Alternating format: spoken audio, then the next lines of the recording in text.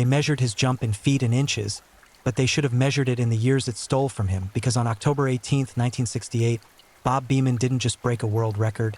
He broke something inside himself that would never heal, launching his body into immortality while his soul stayed trapped in the sand, waiting for a mercy that would never come. Some men spend their entire lives reaching for greatness. Bob Beamon touched it once and spent the next 50 years wishing he could let go. Welcome to True Crime Headquarters, where the stories get darker and the truth cuts deeper. I'm glad you're here. Tonight, we're diving into 4 chilling stories you don't want to miss. If you enjoy these late-night truths, please like, comment, and subscribe. It helps the channel grow and keeps these stories alive. This is the story of the leap that shattered reality. Now, relax, take a deep breath, and let's begin. Don't forget to subscribe if you haven't already. Tonight, we're chasing a man who defied gravity itself. But when you reach heights no human was meant to touch, the fall becomes inevitable. Bob Beamon didn't just jump into history. He jumped into a curse that would hunt him for the rest of his life. And what waited on the other side of that sandpit in Mexico City wasn't glory. It was something far darker. Something that would consume everything he'd ever become. October 18th, 1968. Mexico City's Estadio Olimpico breathes with 90,000 souls. But the air feels wrong, thin, desperate, clawing at lungs that weren't designed for this altitude. 7,349 feet above sea level, the atmosphere itself becomes an accomplice to what's about to unfold. The long jump runway stretches before Bob Beamon like a tongue, waiting to taste something supernatural. 22 years old, arms like coiled springs, eyes that haven't yet learned what it means to be haunted. Beamon stands at the edge of his approach, and the universe holds its breath. He doesn't know it yet, but he's about to commit an act so violent against the natural order that physics itself will flinch. The officials call his name. His competitors watch from the sidelines, their faces already twisted with something between anticipation and dread. They've seen Beamon in the qualifying rounds, seen him nearly foul out, nearly miss his chance at immortality by centimeters. But he'd made it through, barely, like a man running from something invisible, something that kept snapping at his heels. The wind reads exactly 2.0 meters per second. Legal, but barely. Everything about this moment sits on the razor's edge between permissible and impossible. Beamon begins his approach. 19 strides. Each footfall hammers against the track like a heartbeat counting down to detonation. His speed builds, gathering until he's not running anymore but hurtling, a human projectile locked onto a trajectory that defies calculation. The crowd's roar becomes white noise, becomes nothing, becomes the sound of reality starting to crack. His foot hits the takeoff board, not close to the line, right on it, kissing the edge of legal with the precision of a surgeon's blade. And then he's airborne. What happens next takes 2.8 seconds, less than 3 heartbeats. In that span, Bob Beamon doesn't jump, he transcends. His body extends into a posture they'll later call the hitch kick, his legs cycling through air as if climbing invisible stairs toward heaven. His arms windmill, reaching, grasping at altitude that shouldn't exist. He hangs there, suspended, for what feels like an eternity compressed into an instant. And then gravity remembers its job. He comes down in the sandpit like a meteor strike. The impact sends sand exploding outward in a corona of grit and disbelief. His body crashes forward, momentum carrying him beyond the landing zone, beyond reason, beyond anything human beings are supposed to achieve. He scrambles to his feet, sand clinging to his skin like evidence, like the residue of touching something forbidden. The officials rush to the measuring apparatus, an optical device that's supposed to register distances up to 28 feet. They peer through it, adjust it, peer again. Their faces go pale. The measurement exceeds the device's maximum range. For the first time in Olympic history, they have to bring out an old-fashioned measuring tape, something manual, something from a more primitive era when humans knew their limitations. They stretch the tape from the takeoff board to the nearest mark Beamon's body made in the sand. The numbers climb, 20 feet, 22 feet, 25 feet. They keep climbing. The officials check and recheck, their hands trembling, their minds refusing to accept what their eyes are reporting.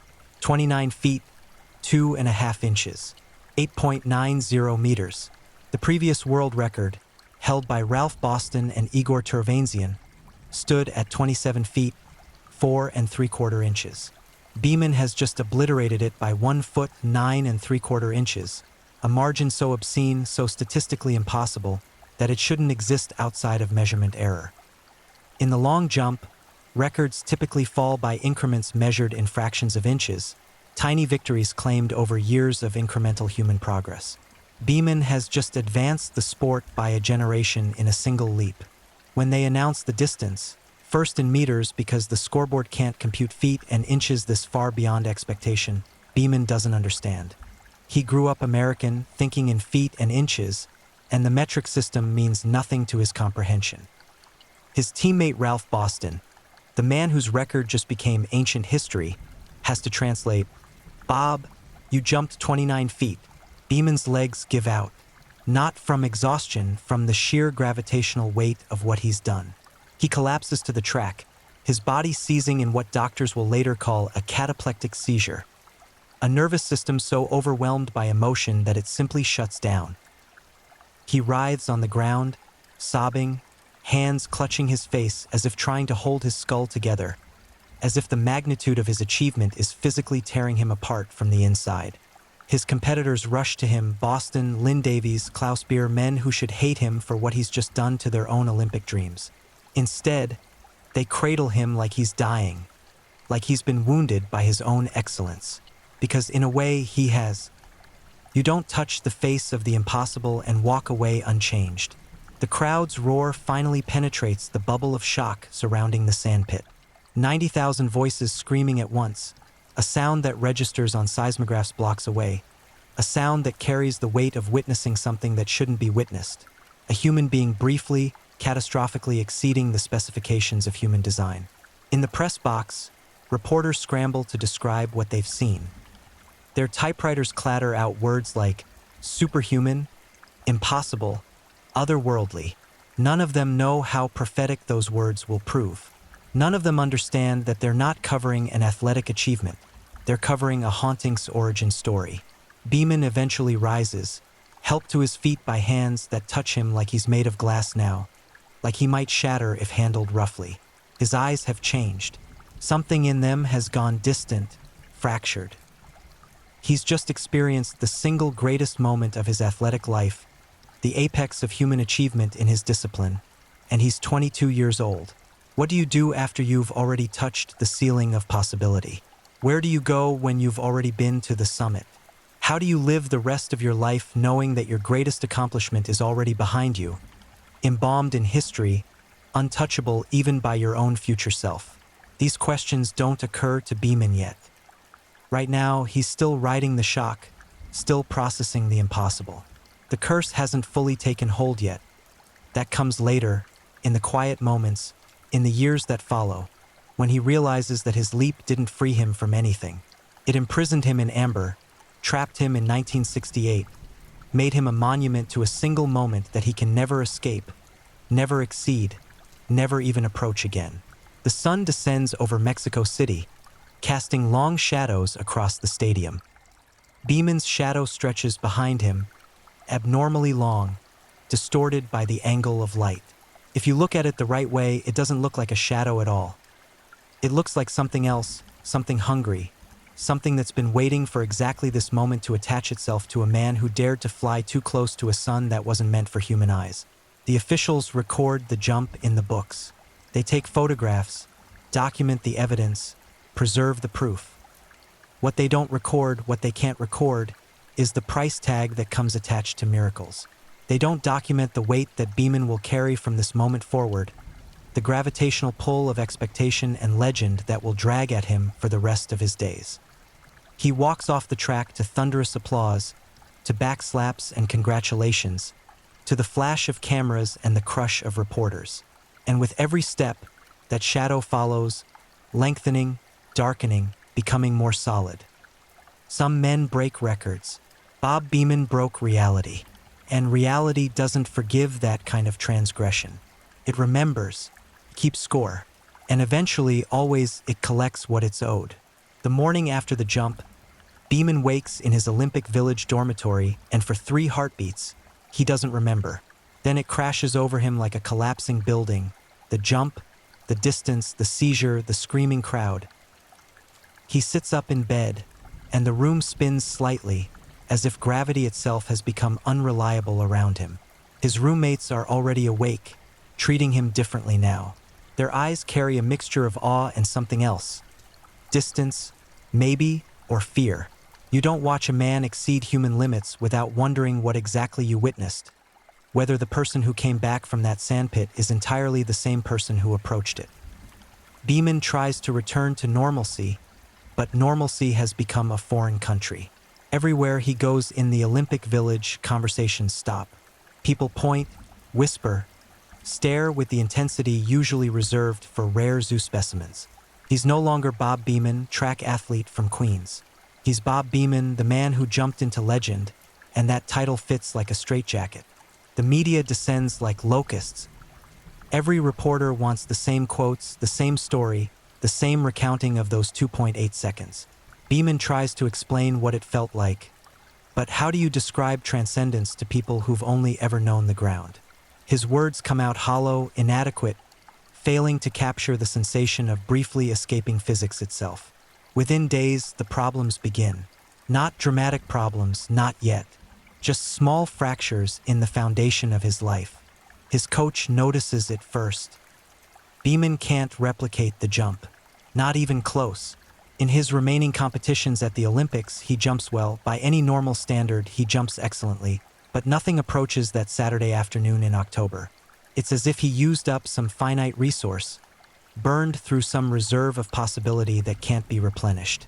The sports psychologists who examine him later will call it performance plateau. They'll say he peaked too early, that achieving ultimate success at 22 left him nowhere to climb. But that's the language of textbooks, of comfortable explanations. The truth feels more sinister, more personal. It's as if that jump took something from him, extracted payment for briefly allowing him to touch the impossible. Beamon returns to the United States a celebrity. Ticker tape parades, television appearances. His face on magazine covers, that frozen moment of his body suspended in mid-flight reproduced 1,000,000 times over. The phrase Beamonesque enters the lexicon, meaning to exceed previous standards by an enormous margin. His name becomes an adjective, a measurement, a benchmark. He's no longer entirely human. He's become a metaphor. The money should flow, but it doesn't. Not really. This is 1968, before corporate sponsorships transform athletes into millionaires. Beamon gets appearance fees, small endorsements, but nothing that secures his future. Meanwhile, the demands on his time increase exponentially.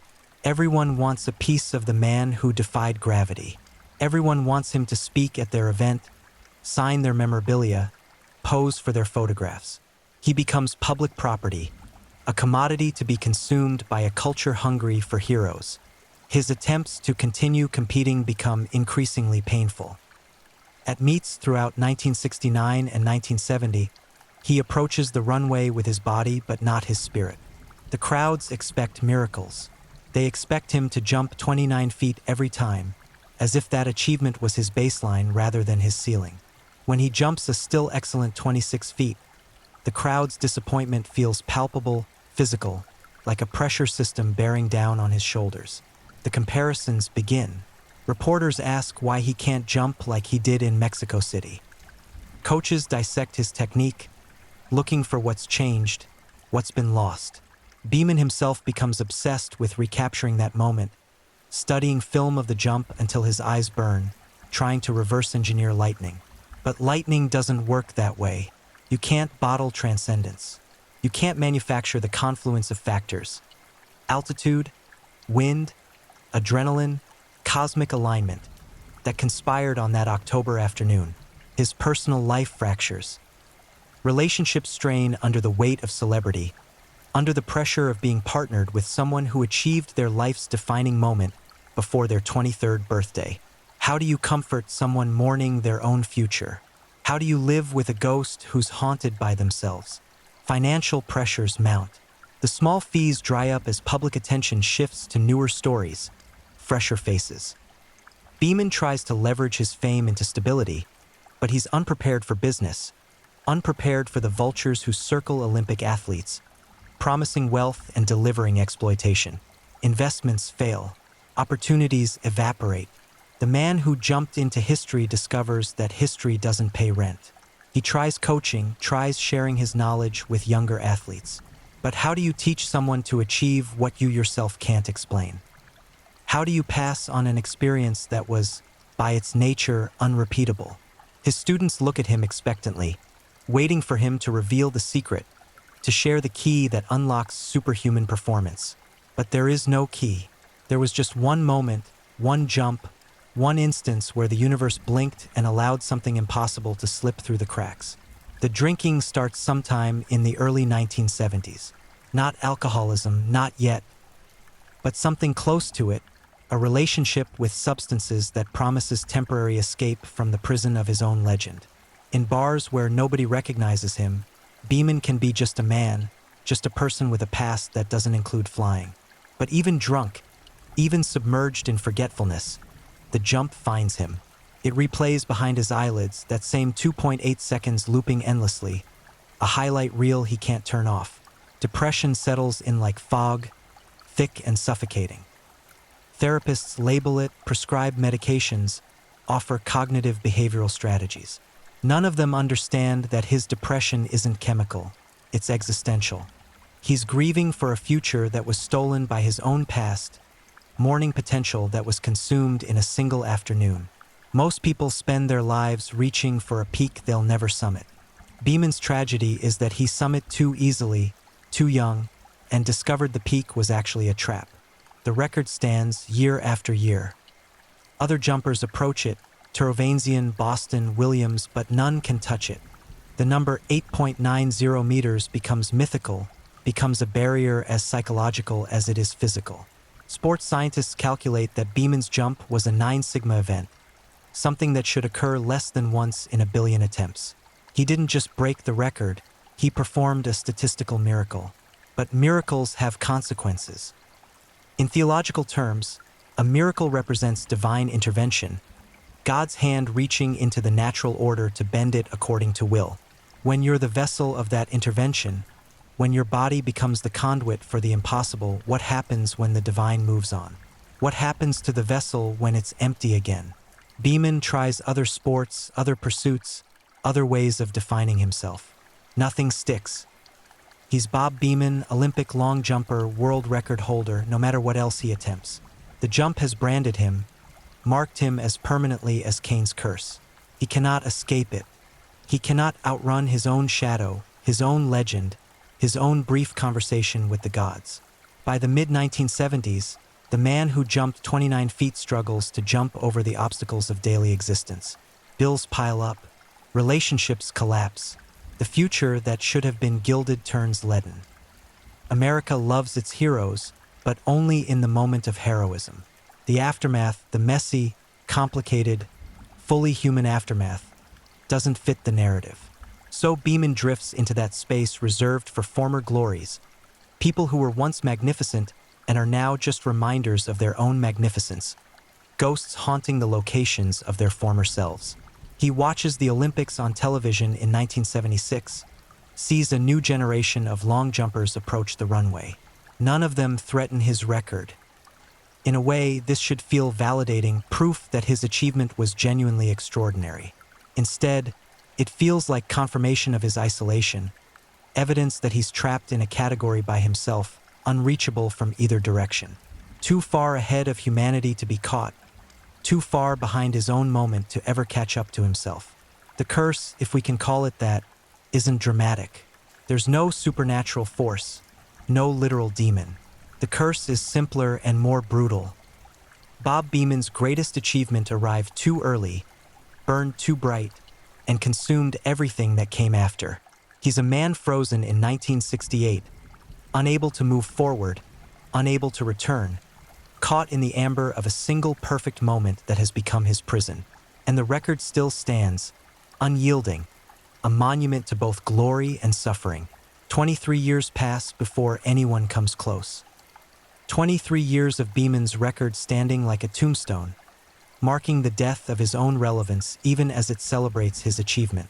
Other records fall during this period. The 4-minute mile gets faster, high jumps climb higher, sprints accelerate beyond previous limits. The march of human progress continues everywhere except in the long jump pit, where Beeman's ghost stands guard, refusing to be displaced. Then comes Mike Powell. Tokyo, 1991. The World Championships. Powell approaches the runway with something in his eyes that Beeman recognizes from his own past. Hunger, desperation. The wild look of someone willing to sacrifice everything for a single moment of transcendence. Beeman watches from somewhere in America, probably seeing Powell on television, and some part of him knows what's coming before it happens. You can recognize your own kind. Powell's jump measures 8.95 meters, 29 feet, 4.5 inches. Just 2 inches farther than Beeman's leap, but those 2 inches carry the weight of nearly a quarter century. The record falls, and somewhere, Beeman feels it like a physical blow. Not pain exactly, but something like liberation mixed with loss. The chain that's bound him to 1968 finally breaks. But what do you do with freedom after you've forgotten how to use it? The media resurrects Beeman for the occasion, dragging him back into the spotlight to provide commentary on his own obsolescence. He handles it with grace, public grace anyway, saying the right things about Powell's achievement, about how records exist to be broken. But watch his eyes in the interviews from that period. They carry something hollow, something exhausted. He's been waiting for this moment for 2 decades, and now that it's arrived, it doesn't fix anything. The curse wasn't the record itself. The curse was what the record did to him, and that damage is permanent. Powell's record stands for shorter than Beeman's did. In the years since, the long jump has seen closer competition, tighter races, athletes clustering around the high 28-foot range. The event has returned to something like normalcy, with records falling at statistically reasonable intervals. Beeman's jump becomes a historical footnote, the longest-standing long jump record, a piece of trivia rather than a living legend. And Beeman himself? He drifts through the 1990s and 2000s like smoke, taking occasional speaking engagements, appearing at track meets, signing autographs at sporting goods stores.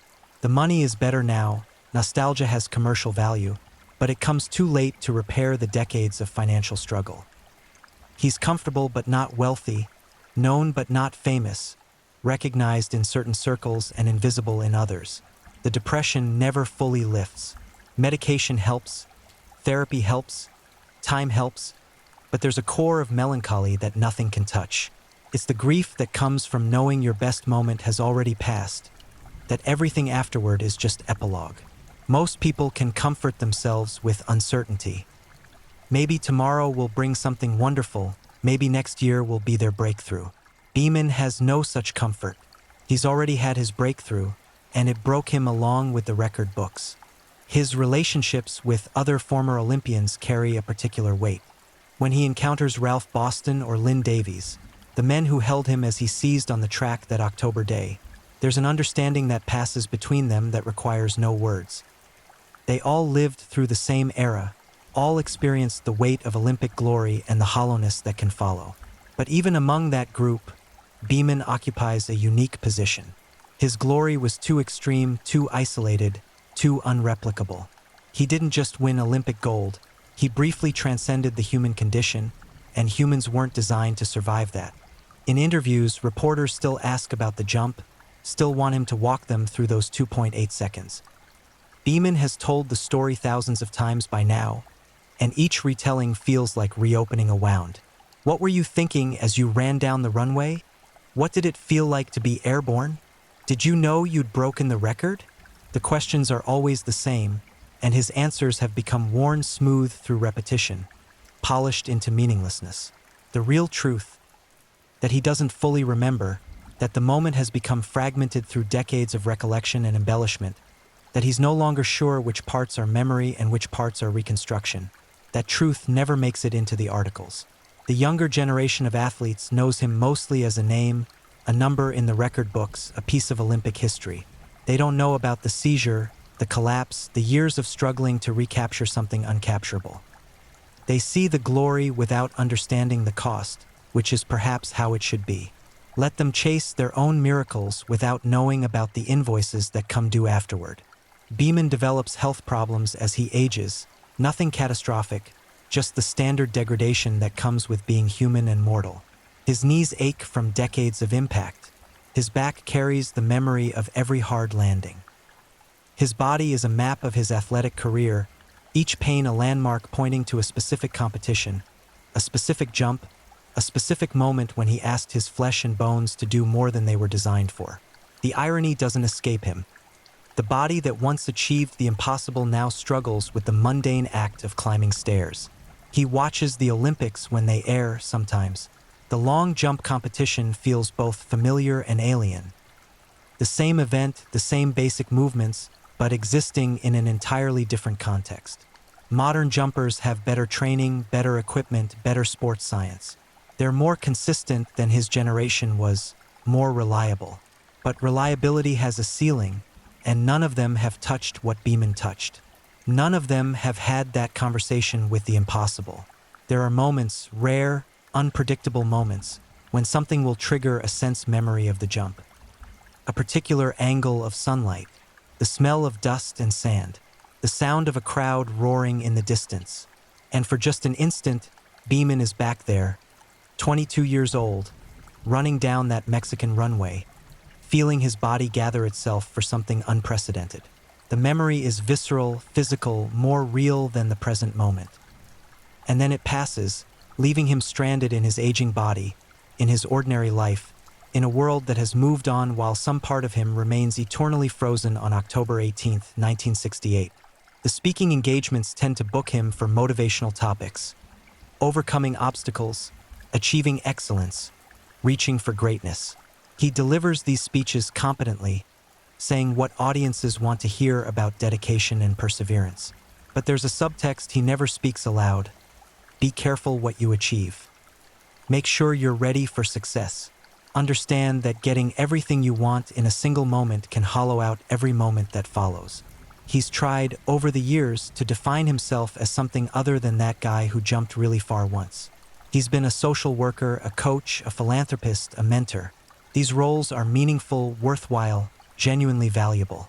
But they exist in the shadow of the jump, always secondary, always contextualized by that October afternoon.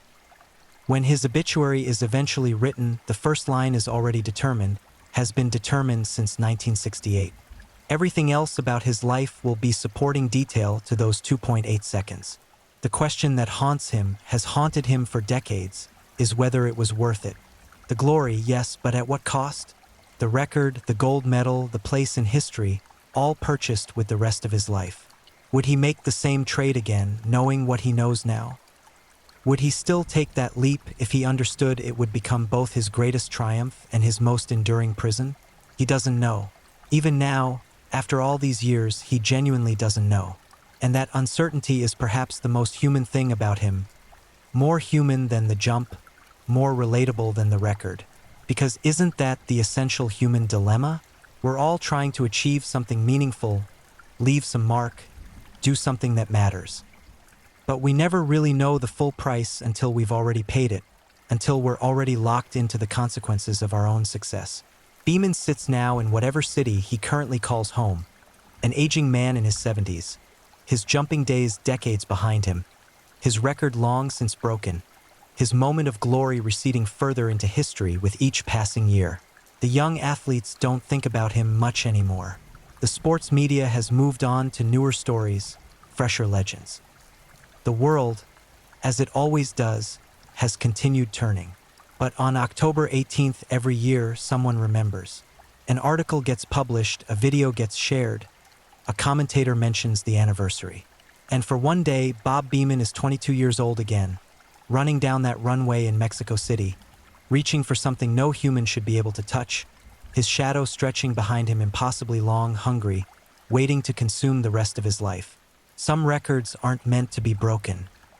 Some men aren't meant to fly. And those who do, those rare few who briefly escape gravity and touch the face of the impossible, they pay for it.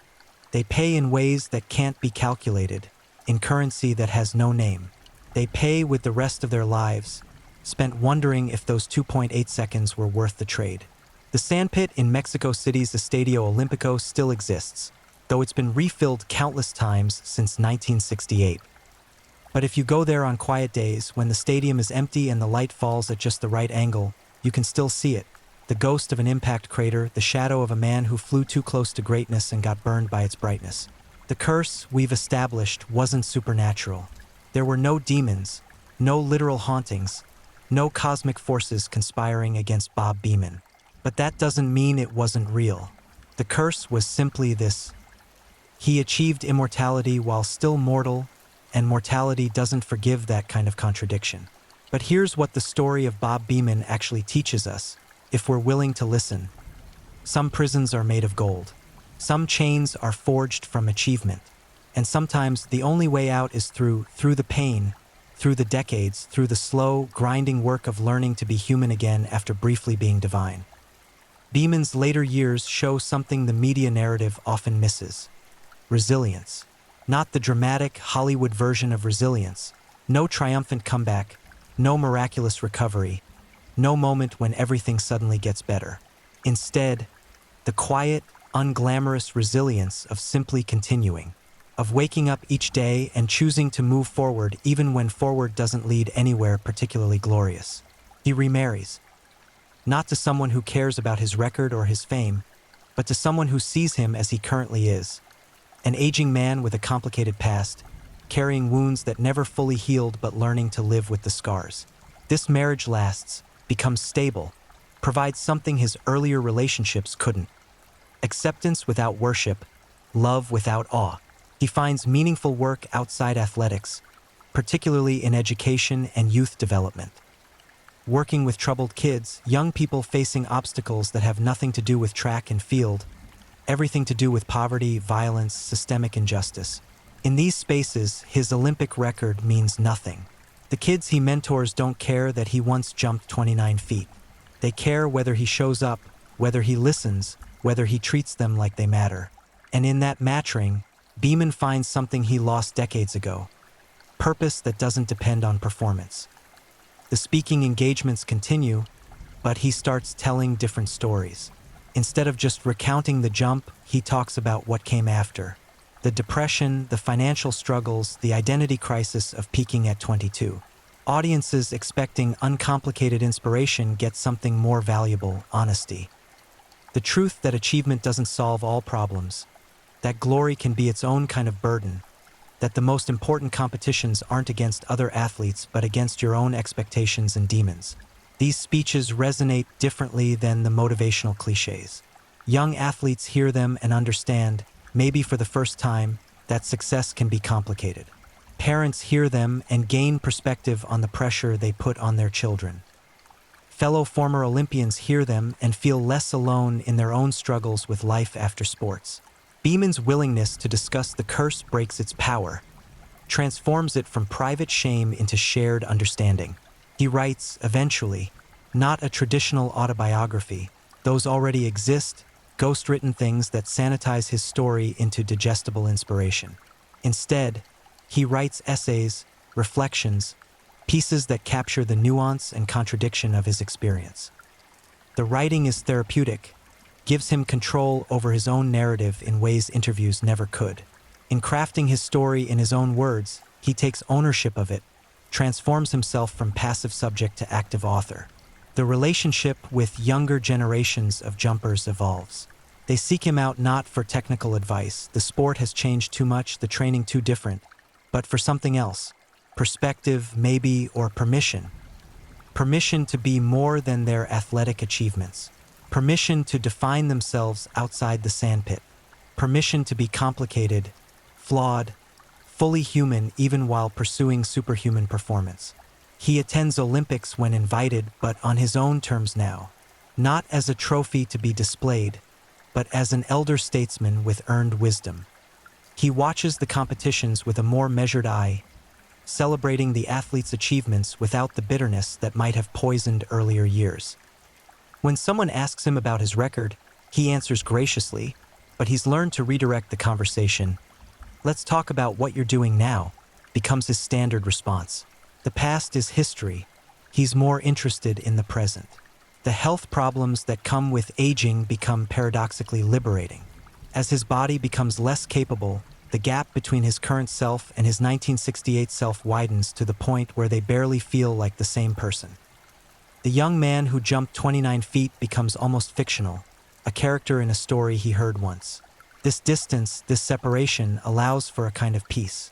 He can finally see his younger self with compassion rather than grief, can appreciate what that person achieved without resenting them for it. He reconnects with other members of that 1968 Olympic team, the ones still living. They meet occasionally, these old warriors, and the conversations have a depth that would have been impossible in their youth. They talk about mortality, legacy, the strange experience of having lived through history while also being history. They laugh about things that weren't funny at the time, cry about losses that youth didn't prepare them for, sit in comfortable silence that comes from shared understanding. When Mike Powell's record finally falls, if it falls when it falls, Beeman will handle it differently than he handled his own record being broken. He's learned that records are just measurements, numbers on a page, markers that have meaning only in the context we give them. His value as a person never came from jumping 29 feet. Took him decades to learn that, but he's learned it. The speaking circuit brings him to schools, community centers, corporate events. And while the audiences vary, his core message has crystallized. Achievement is important, but it's not identity. What you do is not who you are.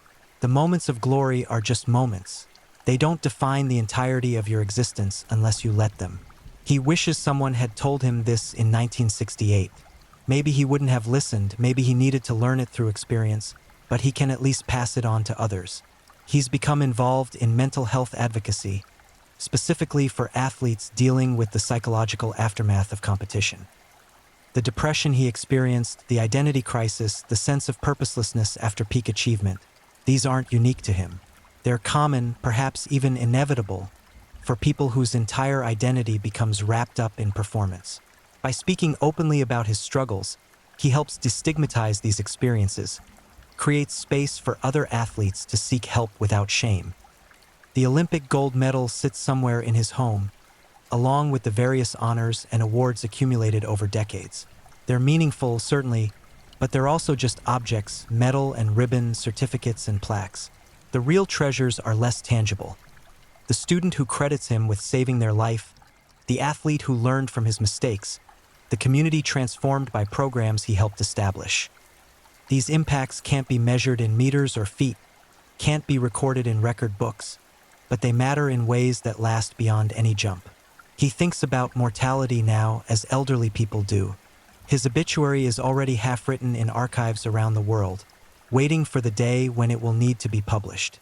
He knows what the headline will say, knows his death will be reported as Bob Beeman, world record long jumper, dies at, and he's made peace with that. Let the headline be about the jump, the actual life was about so much more, and those who matter already know it. There's a photo from the 1968 Olympics that still circulates. Beeman mid-jump, body extended impossibly high, frozen in the instant before gravity reclaims him. It's been reproduced thousands of times, become iconic, entered the visual vocabulary of human achievement. When Beeman sees it now, he feels something complex. Pride, yes, but also a kind of tender sadness for that young man who didn't yet know what was coming, who thought that moment of flight was an arrival rather than a departure. If he could speak to his 22-year-old self, what would he say? Would he warn him about what's coming, about the decades of struggle that achievement would bring? Or would he tell him to jump anyway, to take that leap despite knowing the cost? Perhaps he'd say something simpler. Enjoy this moment, but don't let it be your only moment. You're going to live for decades after this day. Make sure those decades matter too. The curse of Bob Beeman wasn't that he jumped too far. The curse was that he let that single jump define his entire existence, that he allowed one moment, however magnificent, to eclipse everything else about his life. Breaking that curse didn't require supernatural intervention. It just required time, persistence, and the gradual understanding that he was always more than his record, always more than his achievement, always fully human even when touching the divine. The sandpit in Mexico City where he landed has long since been disturbed, filled, and replaced. But the impact remains, recorded in numbers and images, preserved in memory and history. And Bob Beamon remains too, no longer the young man who flew, but an elder who's learned that the most important leap isn't across a sandpit, but across the years between who you were and who you become. Some men chase immortality their entire lives and never catch it. Bob Beamon caught it at 22 and spent the next 50 years learning to live with it, learning to be mortal anyway, learning that the most human thing you can do is continue existing even after your moment of glory has passed. The record stood for 23 years. The man has stood for much longer, weathering storms that no record book could measure, surviving challenges that required no runway. And in that survival, that persistence, that refusal to be defined by any single moment no matter how extraordinary, in that Bob Beamon achieved something that might actually be more impressive than jumping 29 feet. He learned to land. Not the physical landing in the sandpit that took 2.8 seconds. This landing took decades, is still ongoing, will continue until his last breath. It's the landing back into ordinary humanity after briefly escaping it, the return to earth after touching sky, the slow, difficult work of making peace with being both extraordinary and ordinary at once. The jump made him famous. The landing made him wise. And wisdom, though it never makes headlines or sets records or gets measured in meters and feet, might be the only achievement that actually lasts, the only glory that doesn't become its own prison, the only way to truly fly without fearing the fall. Tonight, we've hunted a man who defied gravity itself. We've followed him through glory and suffering, achievement and curse, flight and fall. And we've discovered that the real story wasn't about the jump at all. It was about what came after, about the decades spent learning that you can survive being extraordinary, that you can outlive your own legend, that you can break records and break yourself and still, somehow, eventually, painstakingly put yourself back together. Bob Beamon jumped 29 feet, 2.5 inches on October 18, 1968. But he's been walking the earth for 78 years, and that journey, that long, complicated, fully human journey, might be the greater achievement after all. If you're new here, welcome to the channel, where we dive into true crime stories with calmness and respect. A special shout out to my amazing subscribers who've been with me from the start. Thank you for your incredible support. If you're still with me, drop a comment. Let me know where you're tuning in from and what time it is in your part of the world. Or just say hello so I know you're still here. And if you haven't already, make sure to like this video and hit subscribe so you won't miss any of our upcoming true crime stories perfect for winding down. Now, let's move on to our second story. Story 2. The Craigslist Killer. When a job offer became a death trap. Bodies don't vanish. They're buried with secrets that claw their way back to the surface. Some men hunt for work. Richard Beasley hunted the men who came looking. We're tracking a predator who turned the American dream into a graveyard. A man who didn't just steal lives, he erased them from existence, one classified ad at a time. But the dead have a way of speaking, and when the earth finally gave up its secrets, the monster who thought he was untouchable discovered that some hunts end with the hunter in chains. The autumn of 2011 carried a bitter chill across Ohio, but it wasn't the cold that should have worried the desperate men scrolling through Craigslist that October. Unemployment had ravaged the Midwest, leaving thousands scrambling for any opportunity, any lifeline.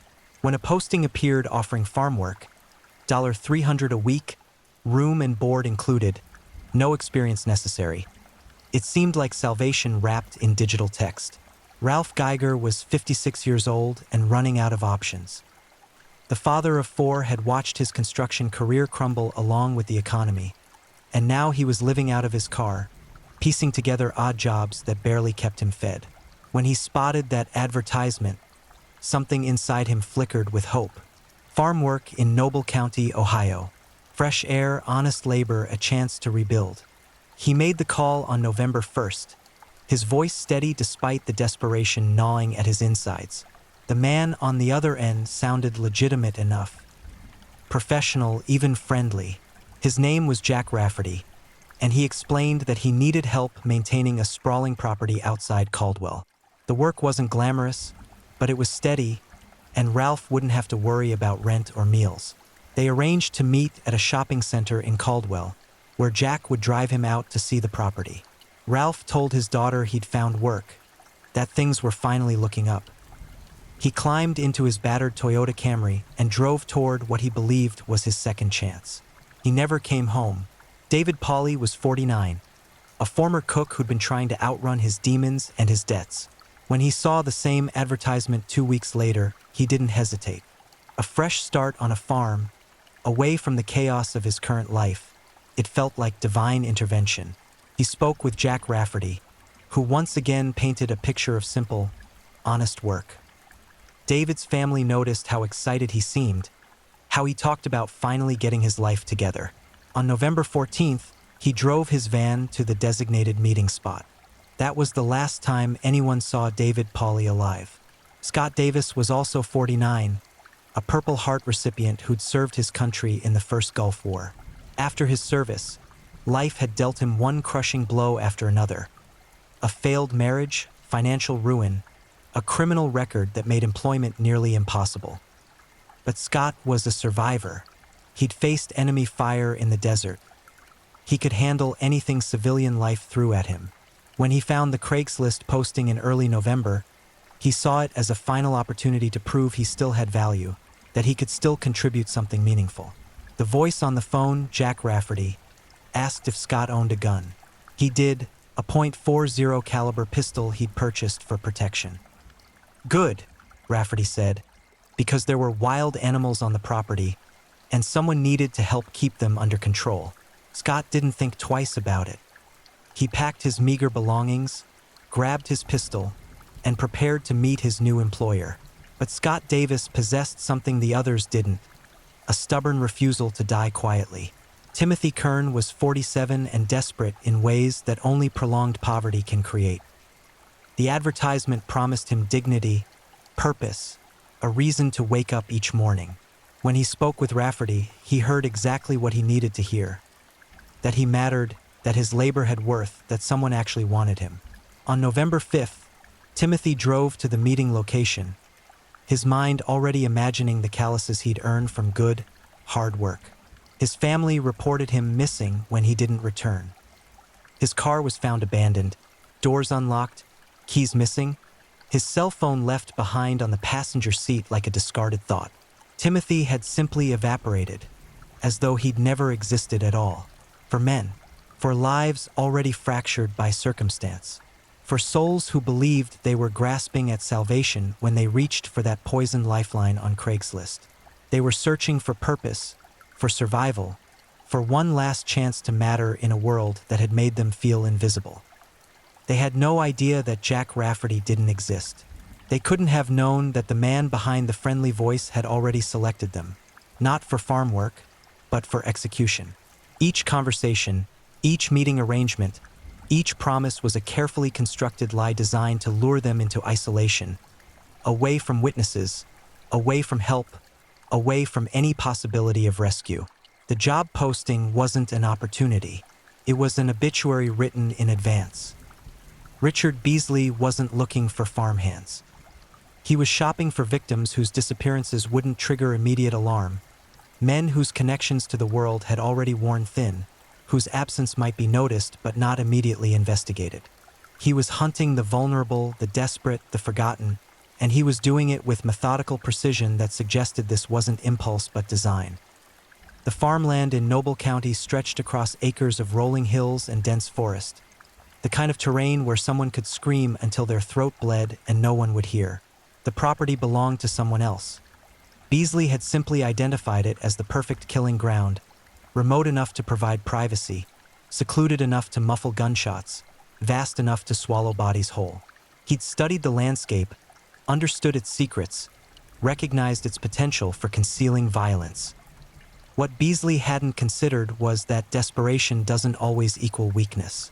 He'd chosen his targets carefully, or so he thought, selecting men he believed were too broken to fight back, too isolated to be missed immediately. But desperation can also breed resilience, and some survival instincts run deeper than hunger or hopelessness. Scott Davis was about to prove that some prey bites back. November 16, 2011. Scott Davis followed the directions Jack Rafferty had provided, his pickup truck rumbling down increasingly rural roads until pavement gave way to gravel, and gravel gave way to dirt. The landscape swallowed him incrementally. First farmhouses disappeared, then telephone poles, then any sign of human civilization. He was driving into wilderness, but that didn't concern him. Farms were supposed to be remote. Privacy meant peace. When he reached the designated meeting spot, a silver Chevrolet Suburban was already waiting. Two figures emerged. An older man, probably in his 50s, heavy-set with a graying goatee, and a younger guy, maybe mid-20s, tall and lanky with nervous energy. The older one introduced himself as Jack and gestured to the younger man, calling him his assistant. They seemed friendly enough, almost jovial, as they explained they'd need to walk part of the property since some areas weren't accessible by vehicle. Scott followed them into the woods. The trees closed around them like a fist. November had stripped the branches bare, leaving skeletal fingers clawing at a gray sky. Their boots crunched through dead leaves, the sound unnaturally loud in the pressing silence. They walked for what felt like miles, deeper and deeper into forest that grew denser with each step. Scott's military training whispered warnings his conscious mind hadn't yet processed. This was wrong, the isolation too complete, the situation too controlled. When they reached a small clearing, Jack stopped. He turned to Scott, and the friendliness evaporated from his face like morning fog burning off under harsh sunlight. "Get on your knees," Jack said. His voice had changed entirely, flat and emotionless, the tone of a man who'd said these words before. Scott looked down and saw the gun, a .32 caliber pistol, small but deadly at this range, pointed directly at his chest. The younger man had moved behind him, cutting off any retreat. This wasn't a job interview. This was an execution. But Scott Davis hadn't survived combat by freezing in the face of death. Everything happened in heartbeats compressed into eternity. Scott's hand flashed to his concealed .40 caliber pistol, muscle memory overriding terror. Jack fired first. The bullet tore through Scott's right elbow, shattering bone, sending white-hot agony exploding up his arm. Scott screamed but kept moving, kept drawing his weapon with his left hand, kept fighting even as his shattered arm hung useless at his side. He fired back. The clearing erupted in thunder. Jack went down, hit but not dead, howling in rage and pain. The younger man dove for cover, his involvement apparently not extending to actual combat. Scott didn't wait to see if his shot was fatal. He ran. Blood poured from his ruined elbow, leaving a trail of crimson breadcrumbs through the dead leaves. Behind him, he could hear Jack screaming, could hear movement crashing through undergrowth. They were coming for him. Scott ran through forest that all looked identical, every tree the same, every direction equally hostile. His right arm throbbed with each pounding heartbeat, blood soaking through his sleeve, dripping from his fingertips. Shock tried to pull him under, but he forced it away through sheer willpower. He'd survived worse. He'd survived enemy fire, survived explosions, survived watching friends die in the sand. He would survive this, but he was leaving a blood trail a child could follow. He could hear them behind him, branches snapping, leaves rustling, the sounds of pursuit.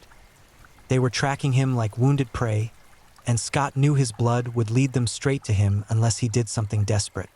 He spotted a dense thicket of brush and briars, the kind of undergrowth that would shred exposed skin. Scott dove into it, ignoring the thorns tearing at his face and hands, burrowing deep into the vegetation like a hunted animal going to ground. Then he stopped moving entirely.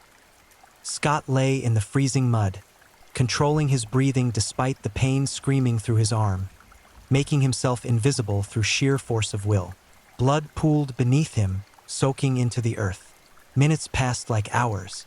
He could hear them searching, hear Jack's labored breathing and creative profanity, hear the younger man thrashing through nearby brush.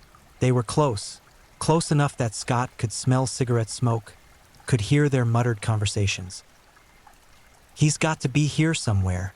We need to find him before he bleeds out or gets to a road. I'm hit, damn it. We need to go." Scott didn't move, didn't breathe, didn't exist. The sounds of pursuit gradually faded. They were giving up, forced to retreat because Scott's bullet had found its mark and Jack needed medical attention. But they'd be back. Scott knew that with absolute certainty. They'd come back to finish what they started, to silence the witness who could destroy them. He had to move, had to get to civilization, had to warn someone before they could hunt him down or cover their tracks. When silence had held for what felt like an eternity, Scott dragged himself from the thicket. Every movement sent lightning bolts of agony through his shattered elbow. He was dizzy from blood loss, nauseous from shock, disoriented in forest that stretched endlessly in every direction. He didn't know which way led to safety. He only knew he had to keep moving. Scott stumbled through the woods for 7 hours. 7 hours of fighting through brush, of falling and forcing himself to stand again, of feeling consciousness slip away and dragging it back through sheer stubbornness. His entire world narrowed to the next step, then the next, then the next. Time lost meaning. Distance lost meaning. Only survival mattered. When he finally heard the sound of traffic, Scott wanted to weep. A highway, civilization, witnesses, help.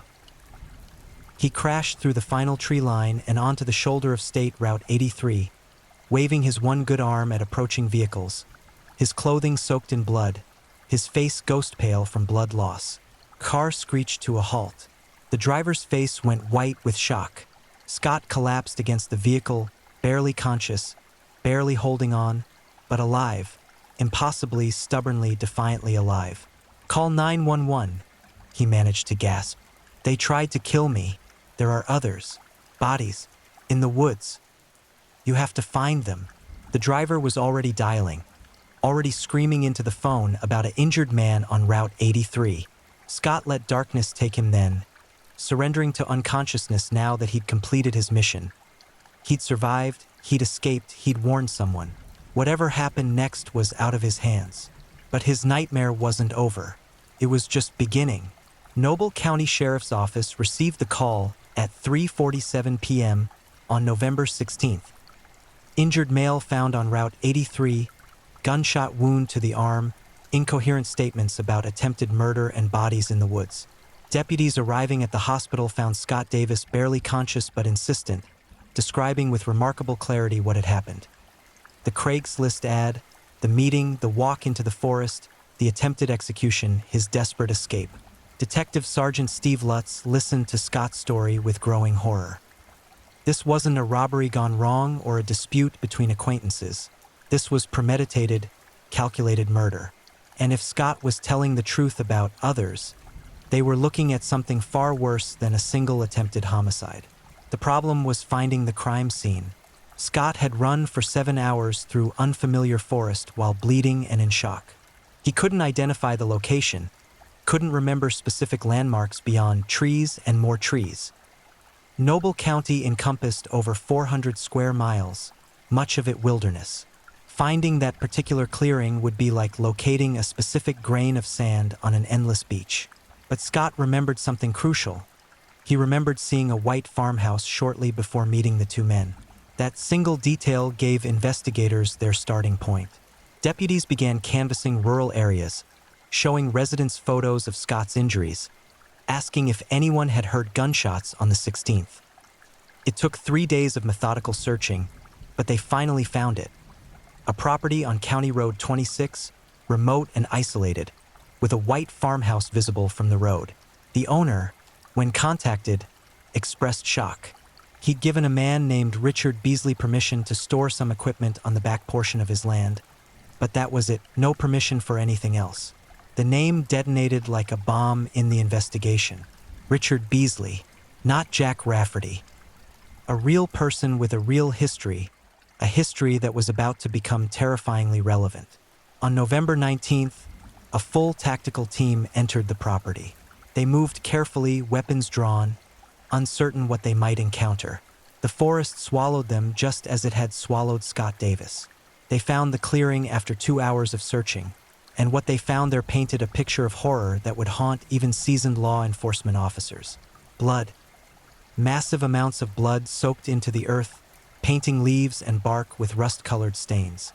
Spent shell casings glinted in the weak sunlight, .40 caliber and .32 caliber, confirming Scott's account of the firefight. Evidence of a struggle, of someone injured crawling or being dragged through undergrowth. And most damning of all, drag marks leading deeper into the forest, as though something heavy had been pulled away from the clearing. The search expanded. Cadaver dogs were brought in, their specialized training allowing them to detect decomposition buried beneath feet of soil and leaves. Within hours, they alerted, excited barking, scratching at the ground, signals that meant only one thing. Someone was buried here. The excavation took most of the day. Investigators worked carefully, documenting every layer of soil, photographing every stage of the process. 2 feet down, they found him. David Pauly, the 49-year-old cook who'd answered a Craigslist ad seeking a fresh start. He'd been shot multiple times, then buried in a shallow grave, his wallet and identification missing, his cell phone destroyed. He'd been in the ground for less than a week, but wildlife and decomposition had already begun their work. The dogs kept alerting. There were more. Ralph Geiger was 50 yards away, buried in a similar shallow grave. Shot multiple times, stripped of identification, erased from existence except for the aging meat left to rot beneath Ohio soil. The 60-year-old father of 4 who'd been living in his car, who'd been trying so desperately to claw his way back to stability. He'd been discarded like trash, murdered for reasons investigators couldn't yet comprehend. Timothy Kern's body was the hardest to find. Beasley had buried him deeper, perhaps learning from the first 2 burials that shallow graves were vulnerable to scavengers and discovery. Timothy had been missing since November 5th, 18 days in the ground. What they excavated barely resembled a human being anymore. But dental records confirmed his identity. The 47-year-old who'd imagined earning honest calluses from farm work had instead earned a bullet and an unmarked grave.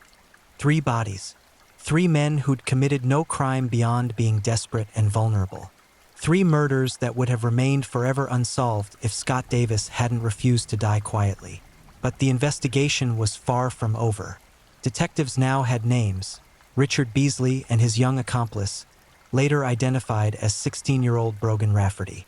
Yes, 16. The tall, lanky figure Scott remembered wasn't a hardened criminal but a teenager. A child who'd somehow been pulled into a killing spree that defied comprehension. Authorities learned that Beasley, 53 years old, had a history that read like a greatest hits collection of American failure. Multiple divorces, financial ruin, fraud convictions, a con man who'd spent decades manipulating and stealing from anyone foolish enough to trust him. He'd claimed to be a chaplain, a street preacher who ministered to the homeless and addicted. He'd presented himself as a man of God, someone dedicated to helping the downtrodden. The irony was suffocating. Beasley had positioned himself as a savior of desperate men while actively hunting them. Brogan Rafferty was harder to understand. The teenager came from a troubled home, an intelligent kid who'd somehow fallen under Beasley's influence. The nature of their relationship remained murky. Was Brogan a willing participant or a manipulated child? Had Beasley groomed him into violence, or had something darker already existed inside the teenager? Something Beasley simply recognized and cultivated? The why haunted investigators more than the how. Robbery seemed the obvious motive. Take everything the victims owned, their vehicles, their identification, their meager possessions. But the murders had required extensive planning, significant risk, and elaborate deception. Was it worth it? 3 aging vehicles, some cash, a handful of credit cards.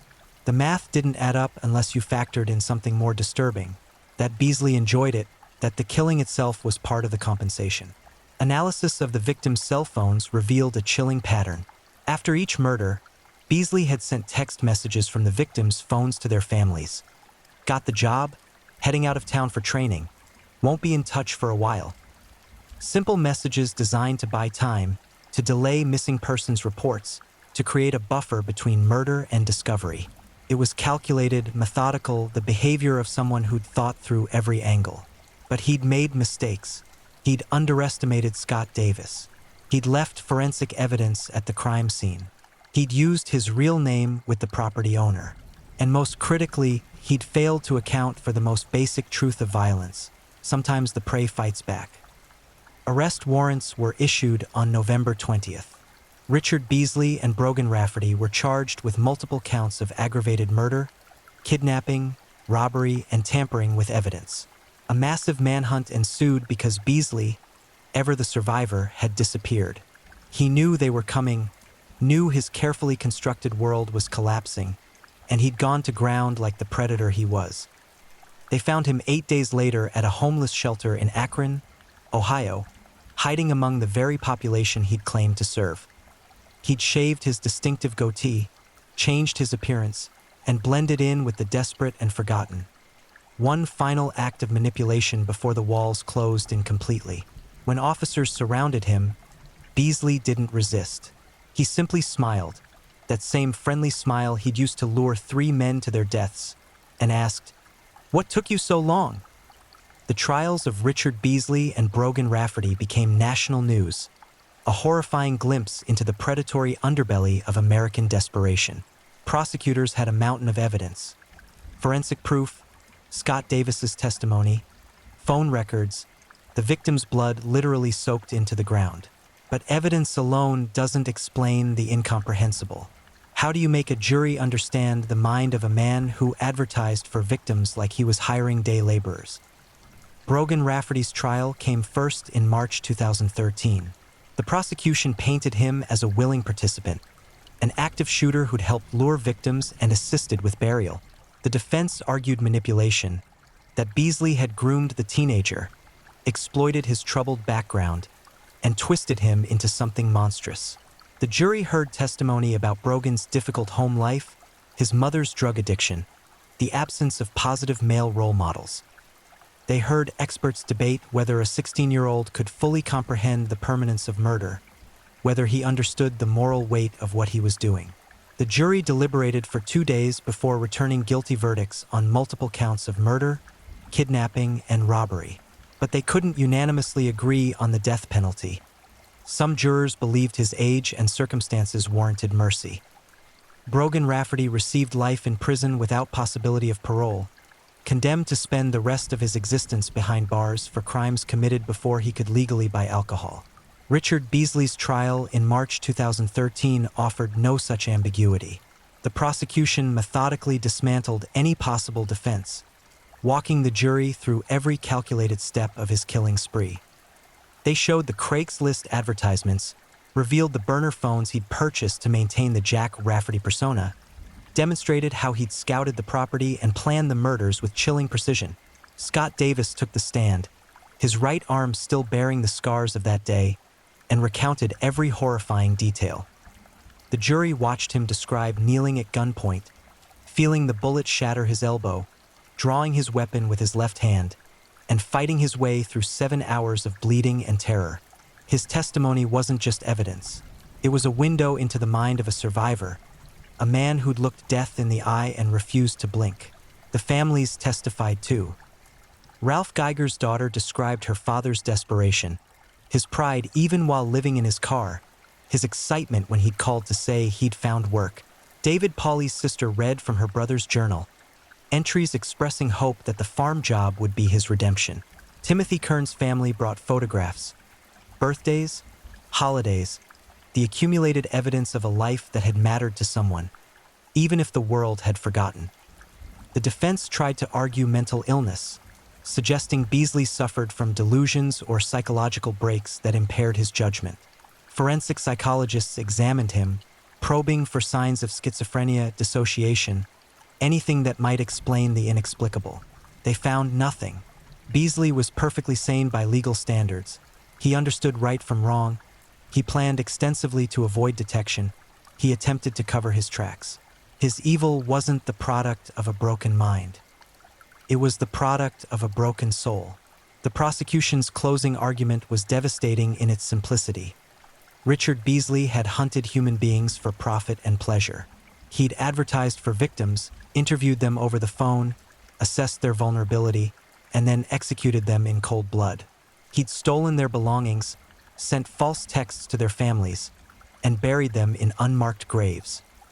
He'd created a system, a process for serial murder that would have continued indefinitely if Scott Davis hadn't survived.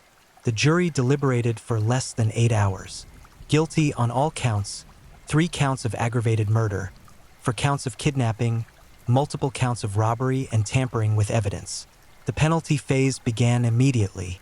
Under Ohio law, capital murder requires specific aggravating circumstances. That the murder was committed during another felony, that it involved multiple victims, that it demonstrated a pattern of behavior. Beasley's crimes checked every box. The prosecution argued he deserved the ultimate punishment, that nothing less than death could balance the scales of justice for 3 murdered men and 1 man permanently maimed. The defense begged for mercy, arguing that life in prison was sufficient punishment, that execution would make the state no better than Beasley himself. They cited statistics about wrongful convictions, about the racial and economic disparities in death penalty applications, about the moral implications of state-sanctioned killing. The jury wasn't moved. On November 4, 2013, they recommended death. Judge John now formally sentenced Richard Beasley to death by lethal injection, to be carried out at an unspecified future date pending the automatic appeals granted to all capital defendants in Ohio. But Beasley's death sentence became an academic point. Ohio's death penalty system ground forward with glacial slowness. Endless appeals, legal challenges, stays of execution. Years passed with Beasley sitting on death row, aging into a bitter old man who maintained his innocence despite overwhelming evidence. He granted occasional interviews, spinning elaborate conspiracy theories about being framed, about Scott Davis being the real killer, about police corruption. No one believed him. No one cared. In June 2020, Richard Beasley suffered a stroke in his cell at Chillicothe Correctional Institution. He was rushed to a hospital, treated, and returned to death row a diminished version of his former self. Partially paralyzed, speech slurred, memory compromised. Some saw poetic justice in his deterioration, watching the predator become prey to his own failing body. He remains on Ohio's death row as of late 2024, still fighting his sentence through appeals, still insisting he's innocent, still breathing air that 3 men never got the chance to breathe. The state hasn't executed anyone since 2018, caught in legal battles over lethal injection protocols. Beasley might die of natural causes before the state gets the chance to kill him officially. Some consider that justice. Others see it as mercy he never granted his victims. Scott Davis survived but didn't emerge unscathed. The physical damage to his arm was permanent, limited mobility, chronic pain, nerve damage that turned cold weather into agony. But the psychological scars ran deeper. He developed severe PTSD, night terrors that replayed those 7 hours in the forest, panic attacks triggered by isolation or unexpected sounds. He went through years of therapy, learning to manage trauma that never fully healed. Yet Scott refused to be defined by what happened to him. He became an advocate for homeless veterans, working with organizations that provided support to former service members struggling with poverty and mental health issues. He spoke publicly about his experience, not as a victim but as a survivor who'd fought back against evil and won. His message resonated. That vulnerability doesn't equal weakness, that desperation doesn't justify exploitation, that some fights are worth winning no matter the cost. The families of Ralph Geiger, David Pauley, and Timothy Kern never fully recovered. How could they?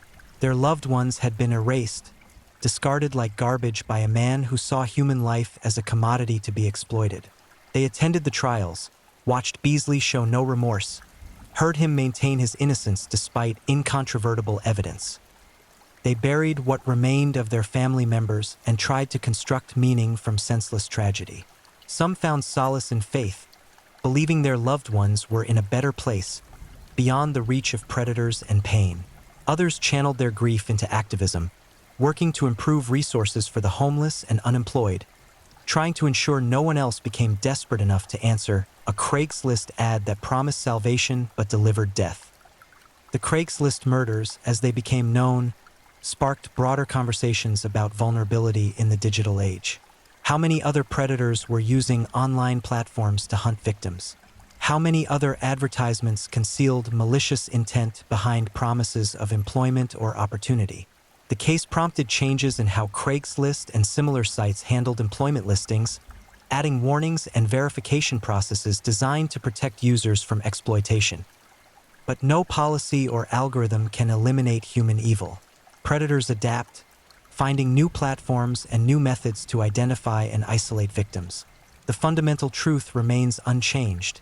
Where there is desperation, there will be those who exploit it. Where there is vulnerability, there will be hunters searching for prey.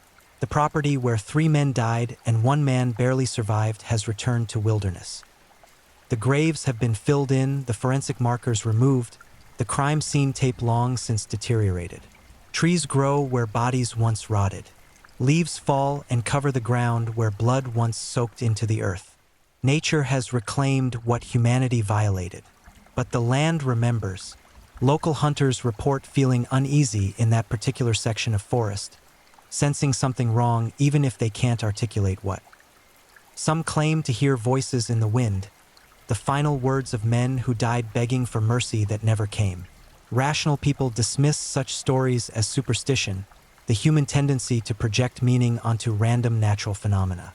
Perhaps some stains go deeper than blood, marking a place in ways that transcend physical evidence. Perhaps violence leaves an imprint, a scar on reality itself that sensitive souls can still detect. The forest on County Road 26 isn't haunted in any supernatural sense. It's haunted by memory, by the knowledge of what happened there, by the ghosts we create when we forget that every life has value. Richard Beasley tried to erase 3 human beings, to reduce them to dollars stolen and inconvenient evidence buried in shallow graves. But he failed.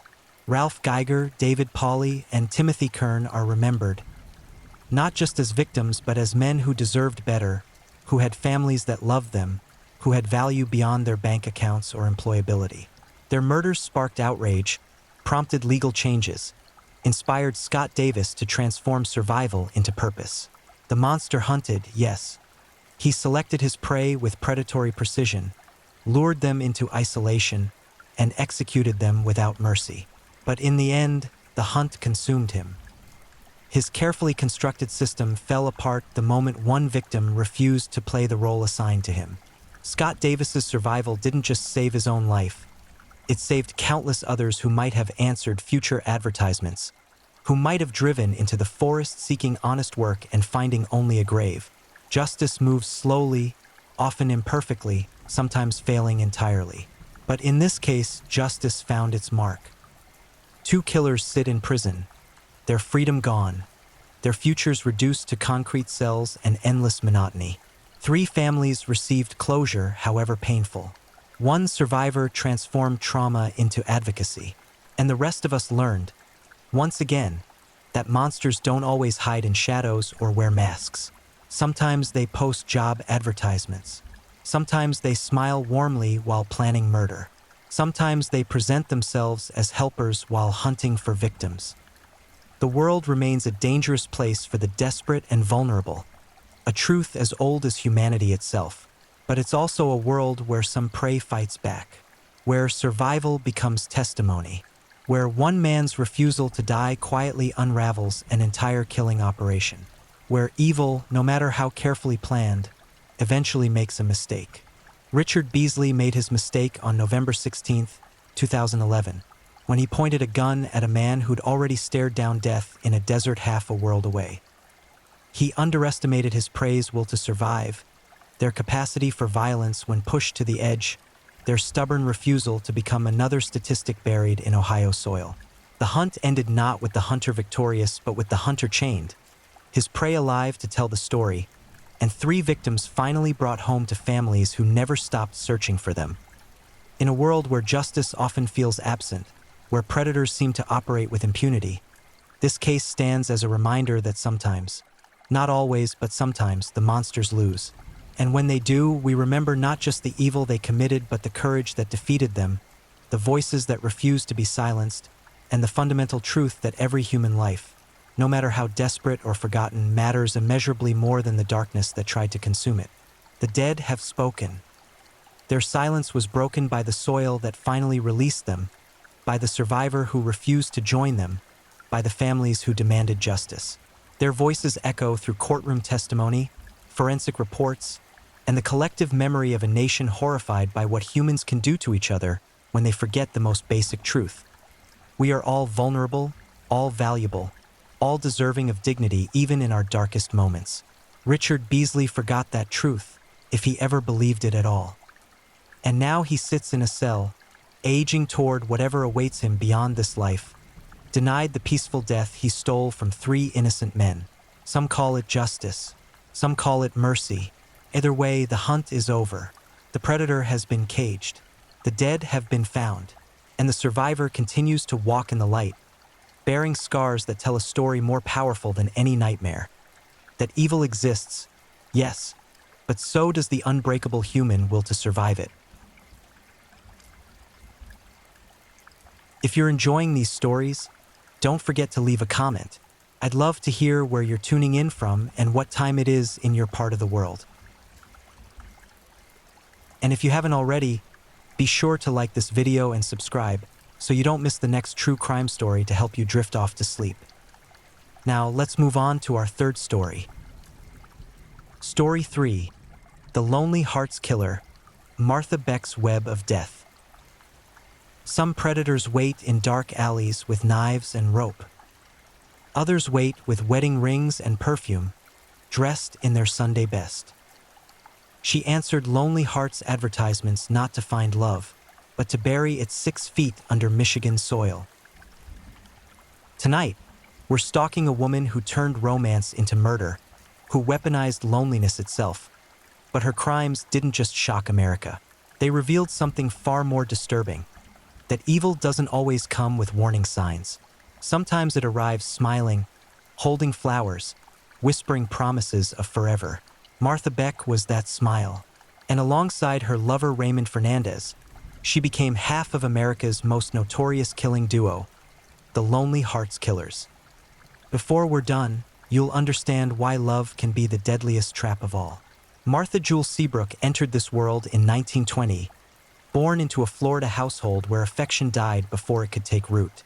Her mother, a cold and calculating woman, treated young Martha not as a daughter but as an inconvenience, a burden wrapped in flesh.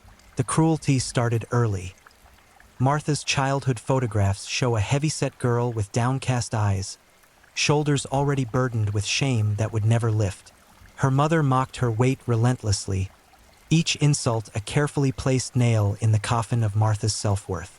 By the time she reached adolescence, Martha had learned to expect nothing but disappointment from those who should have loved her. The scars ran deeper than appearance. Martha's mother convinced her that no man would ever want her, that her body made her unlovable, that she was destined for loneliness. These weren't occasional jabs. This was psychological warfare waged daily across the breakfast table, in front of mirrors, whispered through bedroom doors at night. Martha absorbed every word like poison, letting it seep into her bones until she believed the lies completely. School offered no refuge. Classmates sensed vulnerability the way sharks sense blood in water. They circled, mocked, excluded. Martha ate lunch alone, walked home alone, sat in corners during dances watching others spin and laugh while she remained invisible. The rejection calcified something inside her, transforming hurt into rage, vulnerability into vengeance waiting for its moment. At 22, desperate to escape her mother's toxic household, Martha married Alfred Beck, a bus driver whose ordinariness seemed like salvation. Finally, someone wanted her. The marriage produced 2 children, but Alfred brought no warmth to the arrangement. He disappeared into other women's beds, coming home smelling of cheap perfume and cheaper lies. When Martha discovered his affairs, something fundamental cracked inside her psyche. The betrayal confirmed every cruel prophecy her mother had whispered. She wasn't lovable. She wasn't enough. She never would be. Alfred left without ceremony, without explanation that made sense, simply vanishing from their lives as though his family had been nothing more than a temporary inconvenience. Martha was alone again, this time with two small children and an apartment that echoed with failure. She worked as a nurse at the Pensacola Hospital for Children, tending to young patients with surprising gentleness, a stark contrast to the violence brewing inside her. At work, she was competent, reliable, even kind, but returning home each night to an empty bed, to children who needed things she could barely provide, the rage grew teeth. Depression swallowed her whole. She gained more weight, which triggered fresh spirals of self-loathing. Men passed her on the street without a second glance. Dates ended badly or never materialized at all. Martha's reflection became her enemy, each glimpse in the mirror confirming her mother's ancient cruelties. She was approaching 30, drowning in debt, suffocating in loneliness so profound it had physical weight. She needed something, anything, to make her feel wanted, desired, seen as more than the fat nurse nobody loved. That's when she discovered the Lonely Hearts advertisements. These classified ads filled the backs of magazines and newspapers, small desperate pleas from people seeking connection. Gentleman seeks companionship. Lonely widow desires correspondence. Successful businessman looking for special lady. Martha read them like scripture, imagining versions of herself that could fit these fantasies. She began responding to advertisements, crafting letters that presented a Martha Beck who didn't exist. Slender, sophisticated, successful. She lied about everything. Her weight, her past, her circumstances. The responses thrilled her. Men wrote back. They found her interesting. They wanted to know more. But one response changed everything. Raymond Martinez Fernandez wrote to her in 1947. His letter smooth as silk, promising as morning light. He claimed to be a successful businessman, a man of the world who'd traveled extensively. His photograph showed dark eyes, slicked back hair, a confident smile. He was handsome. He seemed interested. Martha's hands trembled as she read his words, each sentence feeling like validation she'd craved her entire life. Finally, a man who saw her value. They corresponded for weeks before Raymond suggested meeting. Martha agreed immediately, her heart hammering with equal parts terror and exhilaration. When he arrived in Pensacola, the fantasy collided brutally with reality. Raymond's eyes widened when he saw Martha's actual size, disappointment flickering across his features before he masked it with politeness. Martha saw that flicker. She'd seen it 1,000 times before, but this time, she refused to let it end her chance at happiness. Raymond planned to leave after that first meeting. Martha was too far from the slender beauty he'd imagined. But Martha deployed desperation with surgical precision. She clung to him emotionally, physically, promising anything if he'd stay. She had money saved from her nursing work, and she offered it freely. She could be useful, she insisted. She could help with his business ventures. The intensity of her need was overwhelming, almost frightening. Raymond, sensing opportunity in her obsession, reconsidered his departure. What Martha didn't know, what she couldn't have known, was that Raymond Fernandez was a predator who'd perfected his own dark art. He was a con man who seduced lonely women through correspondence, gained their trust, stole their money, then disappeared like smoke. He'd done it dozens of times across multiple states. His real business was exploiting the desperate hunger for connection that America's lonely women harbored. He was handsome enough, charming enough, and utterly without conscience. But Martha's obsession presented complications Raymond hadn't encountered before. She wasn't just another mark to rob and abandon. She wanted to be part of his life completely, totally, without boundaries or hesitation. Her love, if that twisted, desperate thing could be called love, was absolute. She would do anything, endure anything, to keep him. That kind of devotion could be useful. That kind of devotion could be dangerous. Raymond decided to test exactly how far Martha's obsession would take her. He revealed his true profession slowly, carefully, watching her reactions. He conned lonely women, he explained. He sweet-talked them through letters, met them in person, took their money, moved on.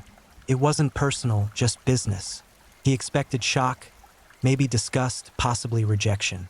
Instead, Martha's eyes lit up with something Raymond recognized but had never seen directed toward his crimes before: excitement. Martha didn't recoil from his darkness. She wanted to dive into it headfirst. Martha made a proposition that sealed both their fates. She would pose as Raymond's sister during his cons. Together, they'd be more convincing, more trustworthy. A man traveling with his sister raised fewer suspicions than a man alone. She'd help him identify marks, plan approaches, execute schemes. In exchange, she'd get to stay by his side forever. Raymond would never leave her. They'd be partners in crime, bound together by secrets that would make separation impossible. Raymond agreed, intrigued by the possibilities. He had no idea he'd just unleashed something far more dangerous than his petty cons. Because Martha's contribution wouldn't just be logistical support. Her rage, her years of rejection and humiliation, her desperate need to possess Raymond completely, all of it was about to find an outlet far bloodier than stolen savings accounts. Martha Beck hadn't just found love. She'd found permission to become the monster her mother always said she was. Their first job together seemed simple enough. They'd target a widow, gain her trust, take her money, disappear. Standard procedure for Raymond, with Martha playing supportive sister. But when Raymond began his usual seduction routine, something inside Martha ignited. Watching him touch another woman, smile at her, whisper sweet lies into her ears, the same lies he'd told Martha, triggered volcanic jealousy. She'd spent her whole life watching others receive affection she was denied. She wouldn't tolerate it anymore, not even for their cons. The widow noticed Martha's hostility, the way her eyes tracked Raymond's every movement, the tension crackling in the air. The job fell apart. Raymond was furious, but Martha was unapologetic. She made her position clear. She wouldn't watch him seduce other women. She couldn't. The jealousy consumed her completely. If they were going to continue this partnership, the rules needed to change. Raymond could sweet-talk their marks, but nothing physical, nothing intimate, nothing that made Martha's blood boil with rage. Raymond should have walked away then, should have recognized the warning signs flashing bright as neon. But Martha's obsession stroked his ego in ways his victim's money never could. She worshipped him with frightening intensity. She'd do anything to keep him, and Raymond, twisted as he was, found that intoxicating. So he agreed to Martha's terms, not realizing he'd just signed death warrants for everyone who'd crossed their path. Because Martha's jealousy wouldn't be satisfied by rules and promises. Her rage demanded blood. Myrtle Young never imagined answering a Lonely Hearts advertisement would lead to her death. The 66-year-old widow from Pennsylvania had spent years alone after her husband passed, her children grown and scattered across the country. The silence in her house had become unbearable. She wanted companionship, conversation, maybe a little romance in her twilight years. Was that so wrong? Her letter to Charles Martin, one of Raymond's many aliases, was touchingly sincere, filled with hope that someone might find her interesting despite her age. Raymond's response was perfectly calibrated. He presented himself as a successful businessman, mature, looking for genuine connection rather than fleeting passion. His letters mentioned travel, culture, comfortable finances. He seemed refined, educated, safe. After months of correspondence, Myrtle felt she knew him. When he suggested visiting her in Pennsylvania, she agreed eagerly, already imagining where this relationship might lead. Raymond and Martha arrived in August 1948, presenting themselves as brother and sister. Myrtle welcomed them warmly, preparing her best meals, showing them around her small town, introducing them to neighbors as her special friends. She was so happy. Loneliness had lifted from her shoulders like fog burning off in sunlight. She talked excitedly about future plans, trips they might take together, how wonderful it was to finally have companionship again. But Martha watched Myrtle with cold calculation. The older woman was competition, plain and simple. She touched Raymond's arm when she laughed. She smiled at him with obvious affection. She was falling in love with Martha's man, and that could not stand. Martha began working on Raymond, dripping poison in his ear whenever they were alone. Myrtle was getting suspicious. Martha lied. She was asking too many questions. She might go to the police. They needed to act fast, take what they could, and leave before everything fell apart. Raymond hesitated. This was supposed to be a simple con. Take some money, forge a few checks, disappear. Murder wasn't part of his usual playbook. But Martha's intensity was overwhelming. She pushed and prodded, her jealousy disguised as practical concerns. Finally, Raymond's weak moral foundation crumbled completely. They decided Myrtle had to die. The method was almost casual in its cruelty. Raymond prepared pills, claiming they were vitamins, and convinced Myrtle to take them. She swallowed obediently, trusting completely. The overdose worked slowly, her confusion mounting as her body began shutting down. Myrtle stumbled, complained of dizziness, couldn't understand what was happening. Martha watched with cold satisfaction as the older woman collapsed, consciousness slipping away. They didn't call for help. They simply waited until Myrtle's breathing stopped, until the light left her eyes completely. Then they robbed her corpse. They went through her belongings with practiced efficiency, taking cash, jewelry, anything valuable. Raymond forged Myrtle's signature on documents, accessing her bank accounts, draining them systematically. They stayed in her house for days afterward, sleeping in her bed, eating her food, surrounded by photographs of her children and grandchildren who'd never see her alive again. The bodies of their victim didn't haunt them. Instead, they felt exhilarated, powerful, untouchable. They made Myrtle's death look like natural causes, an elderly woman who'd simply passed in her sleep. Neighbors expressed condolences when Raymond and Martha announced they'd be leaving to handle funeral arrangements. No one suspected. Why would they? Charles Martin had seemed like such a nice man. His sister had been so helpful. Myrtle had finally found happiness before she died. Such a blessing. Except Myrtle Young's death wasn't natural. It was murder, and it was only the beginning. The killing had been easier than either of them expected. The power rush was intoxicating. They'd literally gotten away with murder, walked away with Myrtle's life savings, and nobody suspected a thing. Martha felt vindicated. This was proof she wasn't worthless, wasn't weak. She was strong enough to kill. Raymond felt invincible. His cons had graduated to something far more profitable and permanent. Together, they discovered a twisted synergy, darkness recognizing and amplifying darkness. Their next target was Janet Fay, a 66-year-old widow from Albany, New York. Janet was wealthy, naive, and desperately lonely, perfect prey. She'd been corresponding with Raymond for months, his letters growing increasingly intimate, promising marriage, eternal devotion, everything her heart desired. When Raymond suggested visiting, Janet prepared her home excitedly, buying new clothes, getting her hair styled, imagining herself as a bride one more time before life ended. Raymond and Martha arrived in December 1948, the Christmas season adding extra poignancy to Janet's hopes. She welcomed them joyfully, showing Martha around the house, treating her like the sister she'd always wanted. Janet cooked elaborate meals, shared stories of her late husband, showed them family photographs. She was so trusting, so open, so vulnerable. She had no idea she'd invited death through her front door.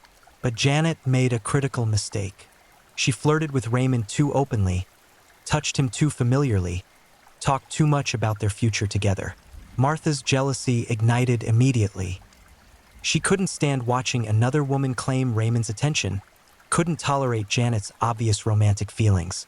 Martha began her campaign of psychological manipulation, telling Raymond that Janet was becoming problematic, that she'd become suspicious, that she might contact authorities. They needed to eliminate the threat permanently. On January 2nd, 1949, they murdered Janet Fay in her own home. The violence was shocking in its brutality. Raymond struck Janet with a hammer, the blows crushing her skull, blood spraying across wallpaper decorated with cheerful floral patterns. Janet's screams were cut short as consciousness fled. But she wasn't dead yet. Martha grabbed a scarf and strangled the older woman, pulling tight, watching Janet's face turn purple, feeling life drain away beneath her hands. They stuffed Janet's body in a trunk, her limbs broken and folded to make her fit. Then they drove to Queens, New York, rented a house, and buried Janet beneath the basement floor, covering the grave with fresh cement. They took Janet's money, forged her signature on checks, sold her jewelry. They sent letters to Janet's family explaining she'd decided to travel unexpectedly, that she was deliriously happy, that she'd write again soon. Nobody questioned it. Widows were allowed to be spontaneous, weren't they? But murdering Janet Faye changed something fundamental in their partnership. The violence had been intimate, hands-on, personal. Martha had strangled another human being and felt powerful doing it. This wasn't just about jealousy anymore. This was about control, dominance, the godlike ability to decide who lived and died. Martha was evolving from accomplice into something far more dangerous, a killer who discovered she enjoyed the act itself. Raymond should have been disturbed by Martha's transformation. Instead, he was aroused by it. Her capacity for violence matched his own moral vacancy perfectly. They were becoming a true team, bound together by blood and secrets that made separation impossible. They'd crossed a line most people never even approach, and standing on the other side felt liberating. Rules didn't apply to them anymore. Conscience was for weaker souls. They were special, chosen, above the laws that governed ordinary existence. They began hunting more actively, scanning Lonely Hearts advertisements like a menu of potential victims. Each woman who wrote seeking companionship was prey waiting to be harvested. Raymond's letters became more prolific, cast wider nets, reeled in more desperate hearts. Martha managed logistics, forging documents, planning disposals, covering tracks. Together, they were efficient, careful, successful. Their next victim was Delphine Downing, a 41-year-old widow from Grand Rapids, Michigan. Delphine was different from their previous targets. Younger, more vulnerable, with a 2-year-old daughter named Raynell. She'd been desperately lonely since her husband's death, struggling to raise her child alone, craving adult companionship and romance. Raymond's letters promised everything she needed: stability, love, partnership, a father figure for little Raynell. Delphine fell hard and fast. When Raymond suggested moving in together, she agreed immediately, seeing it as the answer to all her prayers. Raymond and Martha arrived in Michigan in February 1949, moving into Delphine's home like they belonged there. Delphine was thrilled, introducing them to neighbors, talking excitedly about wedding plans, imagining a future where loneliness was just a bad memory. But Delphine's romantic attention toward Raymond triggered Martha's rage immediately. The younger woman was attractive, affectionate, openly sexual in ways that made Martha's blood boil.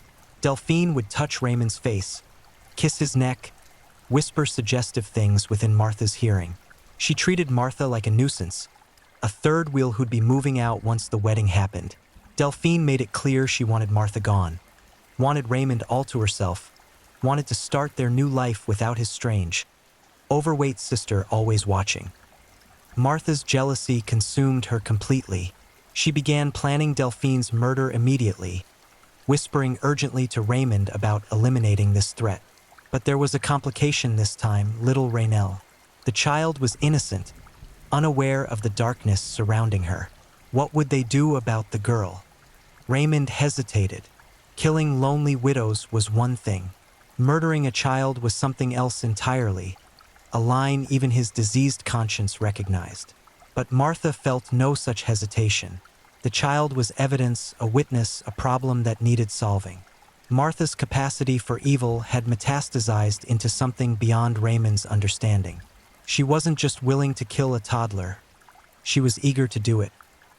On February 28, 1949, Raymond shot Delphine Downing in the head while Martha watched. The gunshot echoed through the small house, Delphine's body collapsing instantly, blood pooling beneath her blonde hair. Raynell began crying in the next room, confused by the loud noise, calling for her mommy. The sound should have broken something in Martha. Instead, it annoyed her. They left Delphine's body where it fell and dealt with the crying child. Martha filled a bathtub with water, submerged 2-year-old Raynell beneath the surface, and held her down until the struggling stopped. The little girl fought for her life, small hands splashing desperately, lungs burning for air that wouldn't come. Martha's face remained calm, almost bored, as she committed perhaps the most heinous act of her murderous career. She drowned a baby because the crying annoyed her.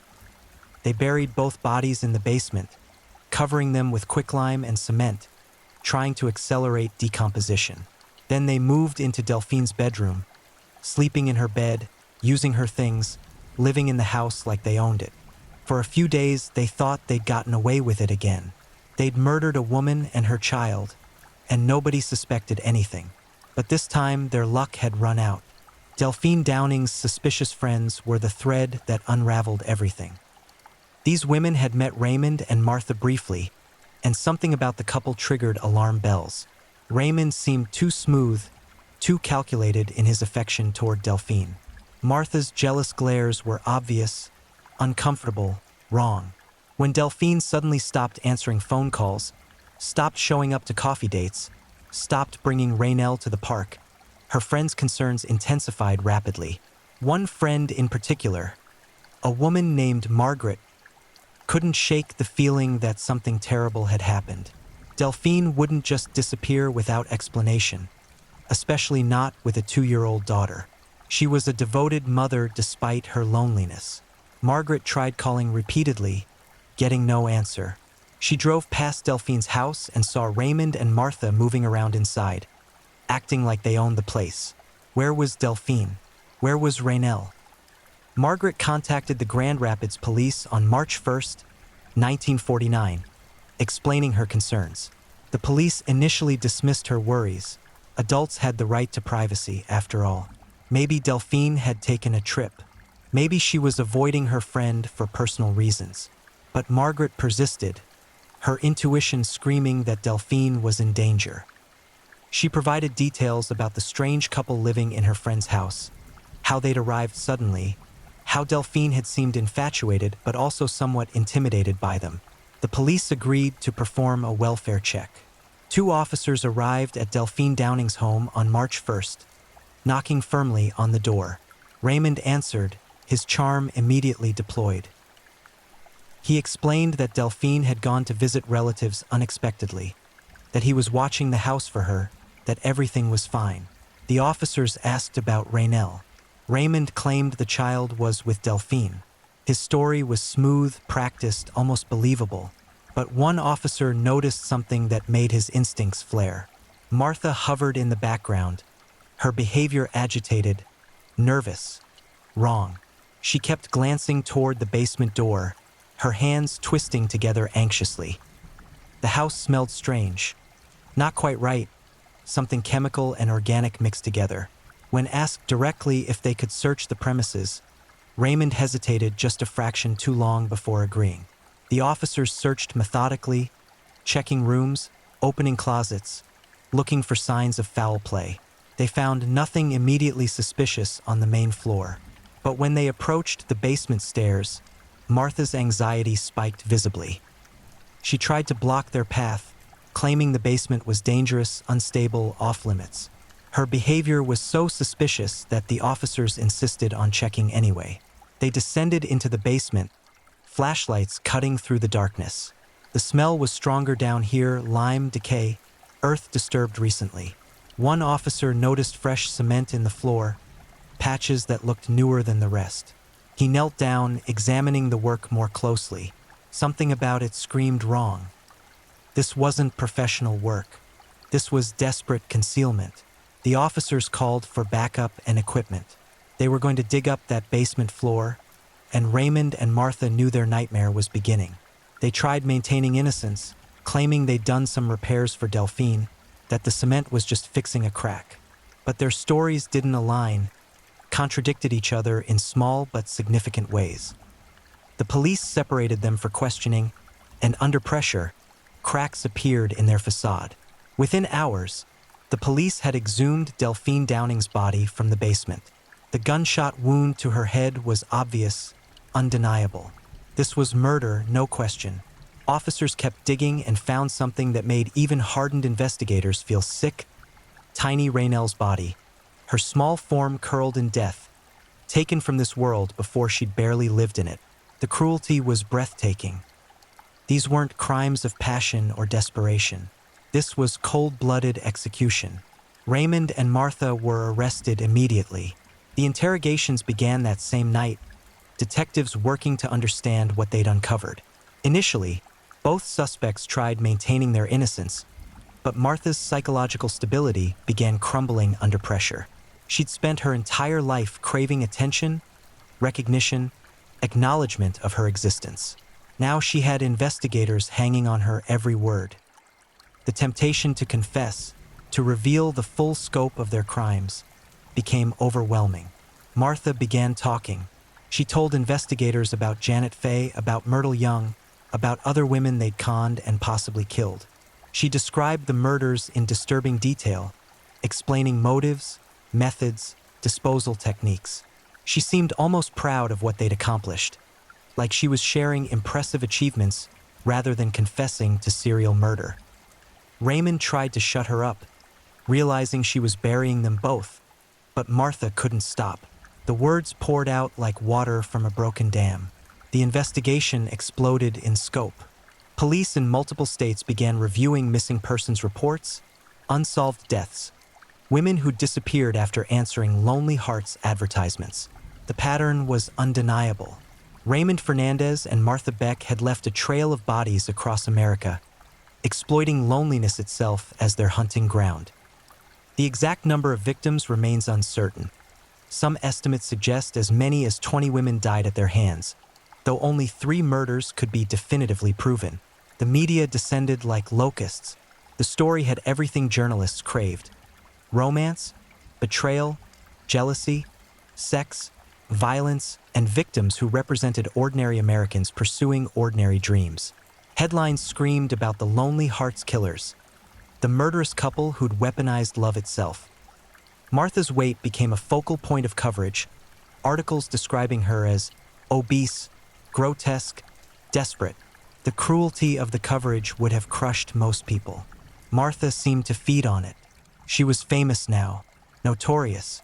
People knew her name. Raymond, by contrast, seemed to withdraw. He'd been a con man, comfortable in that role, but mass murderer? The label didn't fit his self-image as smoothly.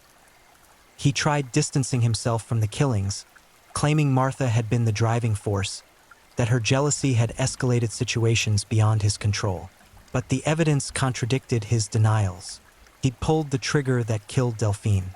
He'd helped bury bodies. He'd forged documents, cashed checks, spent his victims' money. He was as guilty as Martha, regardless of whose hand had struck the actual fatal blows. The legal machinery ground forward inexorably. Raymond and Martha were charged with 3 counts of murder: Myrtle Young in Pennsylvania, Janet Fay in New York, and Delphine Downing plus her daughter Raynell in Michigan. The decision of where to try them became strategically important. Michigan had abolished the death penalty. New York had not. Prosecutors in New York pushed aggressively to claim jurisdiction, arguing that Janet Fay's murder had occurred in their state, that they had the strongest case. Michigan reluctantly agreed to let New York take the lead. Raymond and Martha were extradited to New York to face trial for Janet Fay's murder. If convicted, they'd face execution in the electric chair. The death penalty focused their minds wonderfully. Raymond's lawyers urged him to cooperate, to show remorse, to distance himself from Martha. They argued that Martha's obsessive jealousy had driven the crimes, that Raymond had been manipulated by her overwhelming need for control. It was a viable defense strategy: present Raymond as Martha's victim rather than her partner. But Raymond refused to completely betray Martha.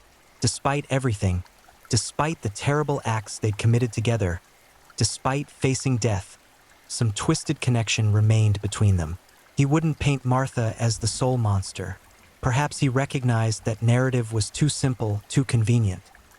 Or perhaps, deep down, Raymond understood that they'd been equals in evil, 2 damaged souls who'd found each other and amplified their worst impulses into something monstrous. Martha's lawyers faced a different challenge. How do you defend someone who'd confessed in disturbing detail? How do you generate sympathy for a woman who'd murdered a 2-year-old child? They settled on an insanity defense, arguing that Martha's obsessive love for Raymond had destroyed her capacity for rational judgment, that she'd been psychologically incapable of understanding right from wrong. Expert witnesses testified about her traumatic childhood, her mother's cruelty, her psychological vulnerabilities. They painted Martha as mentally ill rather than evil. The prosecution countered with evidence of premeditation, planning, consciousness of wrongdoing. Martha had helped cover up crimes, forge documents, evade police. Those actions demonstrated awareness that what they were doing was wrong, illegal, punishable. She might have been obsessed with Raymond, but obsession wasn't legal insanity. Millions of people experienced jealousy without murdering anyone. Martha Beck had made choices, evil choices, and she needed to be held accountable. The trial became a media circus. Newspapers covered every detail with breathless intensity. Courtroom spectators packed the gallery, craning their necks to glimpse the notorious killers. Martha seemed to enjoy the attention, sometimes smiling at reporters, other times breaking down in theatrical tears. Raymond maintained a cooler demeanor, though his mask occasionally slipped, revealing the fear beneath. They were both staring at death, and the reality was beginning to penetrate even their damaged psyches. The prosecution presented overwhelming evidence. Bodies exhumed from basements, forged documents in Raymond's handwriting, testimony from neighbors, friends, family members of victims. The pattern was undeniable. Raymond and Martha had systematically murdered lonely women for profit, with Martha's jealousy serving as the trigger for violence. The jury listened with visible horror as details emerged, particularly regarding little Raynell's drowning. That child's murder seemed to crystallize the full scope of the defendant's depravity. The defense did their best with impossible material. They emphasized Martha's mental illness, her desperate need for love, her tragic background. They suggested Raymond had been the primary killer, with Martha playing a secondary role. They argued for mercy, for understanding, for recognition of mitigating circumstances. But the evidence was too strong, the crimes too heinous, the victims too sympathetic. The jury deliberated for less than 4 hours before reaching their verdict. On August 18, 1949, Raymond Fernandez and Martha Beck were both found guilty of first-degree murder in the death of Janet Fay. The courtroom erupted in applause, spectators openly celebrating the convictions. The judge sentenced them both to death in the electric chair. Martha sobbed dramatically. Raymond stood frozen, face pale, the reality of his impending execution finally hitting him with full force. But the story wasn't over yet. Appeals would drag the process out for nearly 2 more years, keeping Raymond and Martha in prison cells, waiting for death, contemplating the terrible journey that had brought them to this point. They transformed loneliness into a weapon, used human connection as a trap, murdered people whose only crime was wanting to be loved. Now they'd pay the ultimate price. Justice was coming, and it would arrive with 2,000 volts of electricity. Sing Sing Correctional Facility became Raymond and Martha's final home. The infamous prison in Ossining, New York, had housed some of America's most notorious criminals, and now the Lonely Hearts Killers joined those ranks. They were separated immediately upon arrival, housed in different sections, their contact limited to occasional letters screened by prison authorities. The physical separation was torture for Martha, whose obsession with Raymond remained undiminished despite their circumstances. Martha's time in prison revealed the depths of her psychological damage. She wrote Raymond constantly, letters filled with desperate declarations of love, promises of eternal devotion, fantasies about somehow escaping together. The letters grew increasingly unhinged as appeals failed and the execution date grew closer. Martha seemed unable to grasp that their story was ending, that death was approaching with calendar certainty. She clung to Raymond like a lifeline, even though he was drowning just as surely as she was. Raymond's letters to Martha were less passionate but still revealed their twisted connection. He expressed regret, not for the murders themselves but for getting caught, for the mistakes that had led to their capture. He wrote about missing her, about the strange partnership they'd formed, about how ordinary people could never understand what they'd shared. His narcissism remained intact even facing death. Raymond still saw himself as special, misunderstood, somehow above the moral laws that governed lesser beings. Their appeals wound through the legal system with predictable results. Defense attorneys argued procedural errors, inadequate representation, improper jury instructions. The appeals courts examined each argument carefully before rejecting them systematically. The evidence was too strong, the trial too fair, the conviction too sound. Legal technicalities couldn't save Raymond and Martha from the consequences of their actions. The appellate judges acknowledged that the defendants had received due process, that justice had been properly served. Public sentiment remained firmly against them. Letter-writing campaigns demanding mercy were rare and poorly attended. Most Americans wanted the Lonely Hearts killers executed quickly, their crimes too heinous to inspire sympathy. The families of Janet Fay, Delphine Downing, and Little Raynell deserved justice. Society deserved protection from predators who weaponized loneliness. Raymond and Martha had revealed a terrifying truth about human nature, that evil could hide behind romance, that murder could masquerade as love. They needed to be removed permanently. As the execution date approached, both prisoners began showing signs of psychological deterioration. Martha's emotional instability intensified dramatically. She experienced wild mood swings, cycling between desperate hope and crushing despair. Sometimes she'd claim innocence, insisting she'd been framed by corrupt police. Other times she'd confess again, providing new details about their crimes, seeking attention through revelation. The prison psychiatrists noted her profound need for recognition, for acknowledgement of her existence, even if that acknowledgement came through notoriety. Raymond became quieter, more withdrawn. He stopped writing letters, stopped requesting visits, stopped engaging with his lawyers. The charming con man facade had crumbled completely, revealing the frightened, broken man beneath. He slept poorly, ate minimally, spent hours staring at his cell walls. Guards reported hearing him cry sometimes at night, soft sounds quickly suppressed. The reality of his impending death had finally penetrated his narcissistic armor. He was genuinely afraid. The final appeals were exhausted by early 1951. Governor Thomas Dewey of New York reviewed clemency petitions and found no compelling reason to intervene. Raymond and Martha had received fair trials, competent representation, appropriate sentencing. The murders they'd committed were particularly cruel, demonstrating a complete lack of human empathy. Dewey denied clemency without hesitation.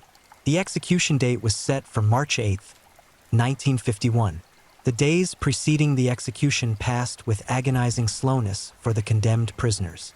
Martha requested one final visit with Raymond, hoping to see him one last time before death. Prison authorities denied the request, citing security concerns. Martha's devastation was total. She would die without touching Raymond again, without looking into his eyes, without hearing his voice directly. The separation was perhaps the cruelest punishment of all for a woman whose obsession had driven her to murder. Raymond made no special requests.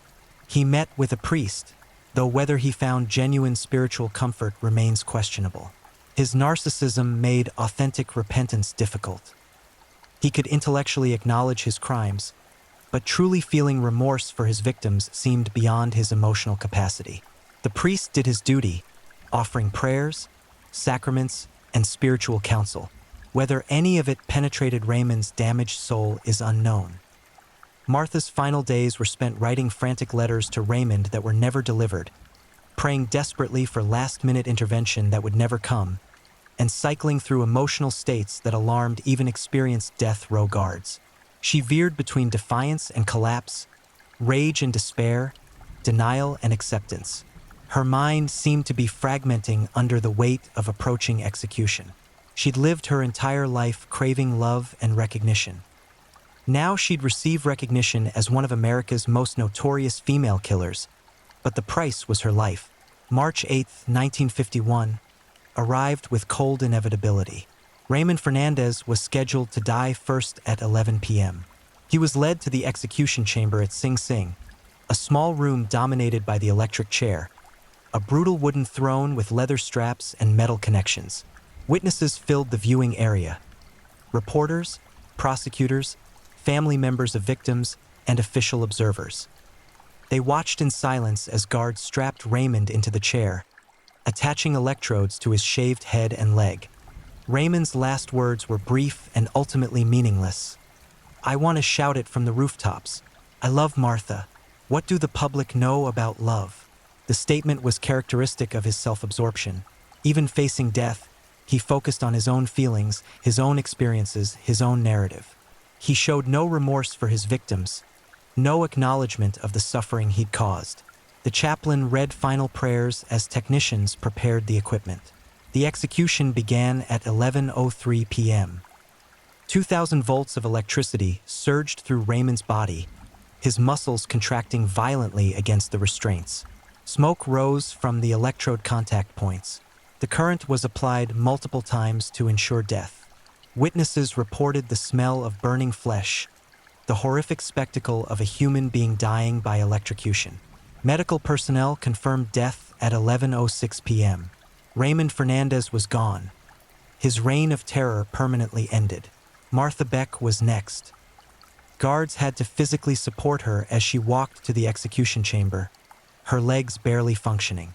She'd waited in her cell, listening to the prison sounds, knowing Raymond was dying, knowing she'd follow him shortly. The psychological torture of those minutes was almost unimaginable. When they strapped her into the still warm electric chair, Martha was sobbing uncontrollably, barely coherent. Her last words were garbled, difficult to understand through her tears. "My story is a love story, but only those who are tortured by love can know what I mean." Even in her final moments, Martha framed her narrative around obsessive love rather than accountability for murder. She'd killed at least 3 people, including a toddler, but she saw herself as a victim of her own emotions. The self-delusion was complete, maintained literally until death. The electricity surged at 11:29 p.m. Martha's larger body made the execution particularly gruesome, witnesses later reporting. The chair had to be modified to accommodate her size. Smoke and the smell of burning flesh filled the chamber. Multiple applications of current were necessary to confirm death. At 11:31 p.m., doctors declared Martha Beck dead. The Lonely Hearts Killers had both been eliminated from existence. Their bodies were buried in prison grounds, graves marked only with numbers rather than names. No elaborate funerals, no mourners gathering to pay respects, no flowers or tributes. They'd lived for love or what they believed was love, and they died alone, despised, and forgotten by all but those studying the darkest corners of human psychology. The aftermath of their crimes rippled outward for years. Lonely Hearts advertisements declined dramatically in popularity, Americans suddenly terrified that romance might be a trap set by predators. The personal ads industry struggled to recover public trust. Women became more cautious, more skeptical of charming strangers promising love through correspondence. Raymond and Martha had poisoned the well of connection, making vulnerability seem dangerous. Psychologists studied the case extensively, trying to understand what created such monsters. Martha's childhood trauma, her mother's cruelty, her desperate need for love, all contributed to her psychological damage. But millions of people endure difficult childhoods without becoming serial killers. Something in Martha's psychological makeup transformed hurt into homicidal rage, rejection into murderous jealousy. She'd chosen violence when countless others choose therapy, healing, or simply endurance. Raymond's pathology was different but equally disturbing. He was a narcissist whose emotional emptiness allowed him to view others as objects to be exploited rather than human beings worthy of compassion. His charm was a tool, his romantic gestures were manipulations, his relationships were transactions. He felt no genuine connection to anyone, including Martha, though her obsession temporarily provided the narcissistic supply he craved. Together, they'd formed a lethal combination: Martha's violent jealousy and Raymond's immoral exploitation.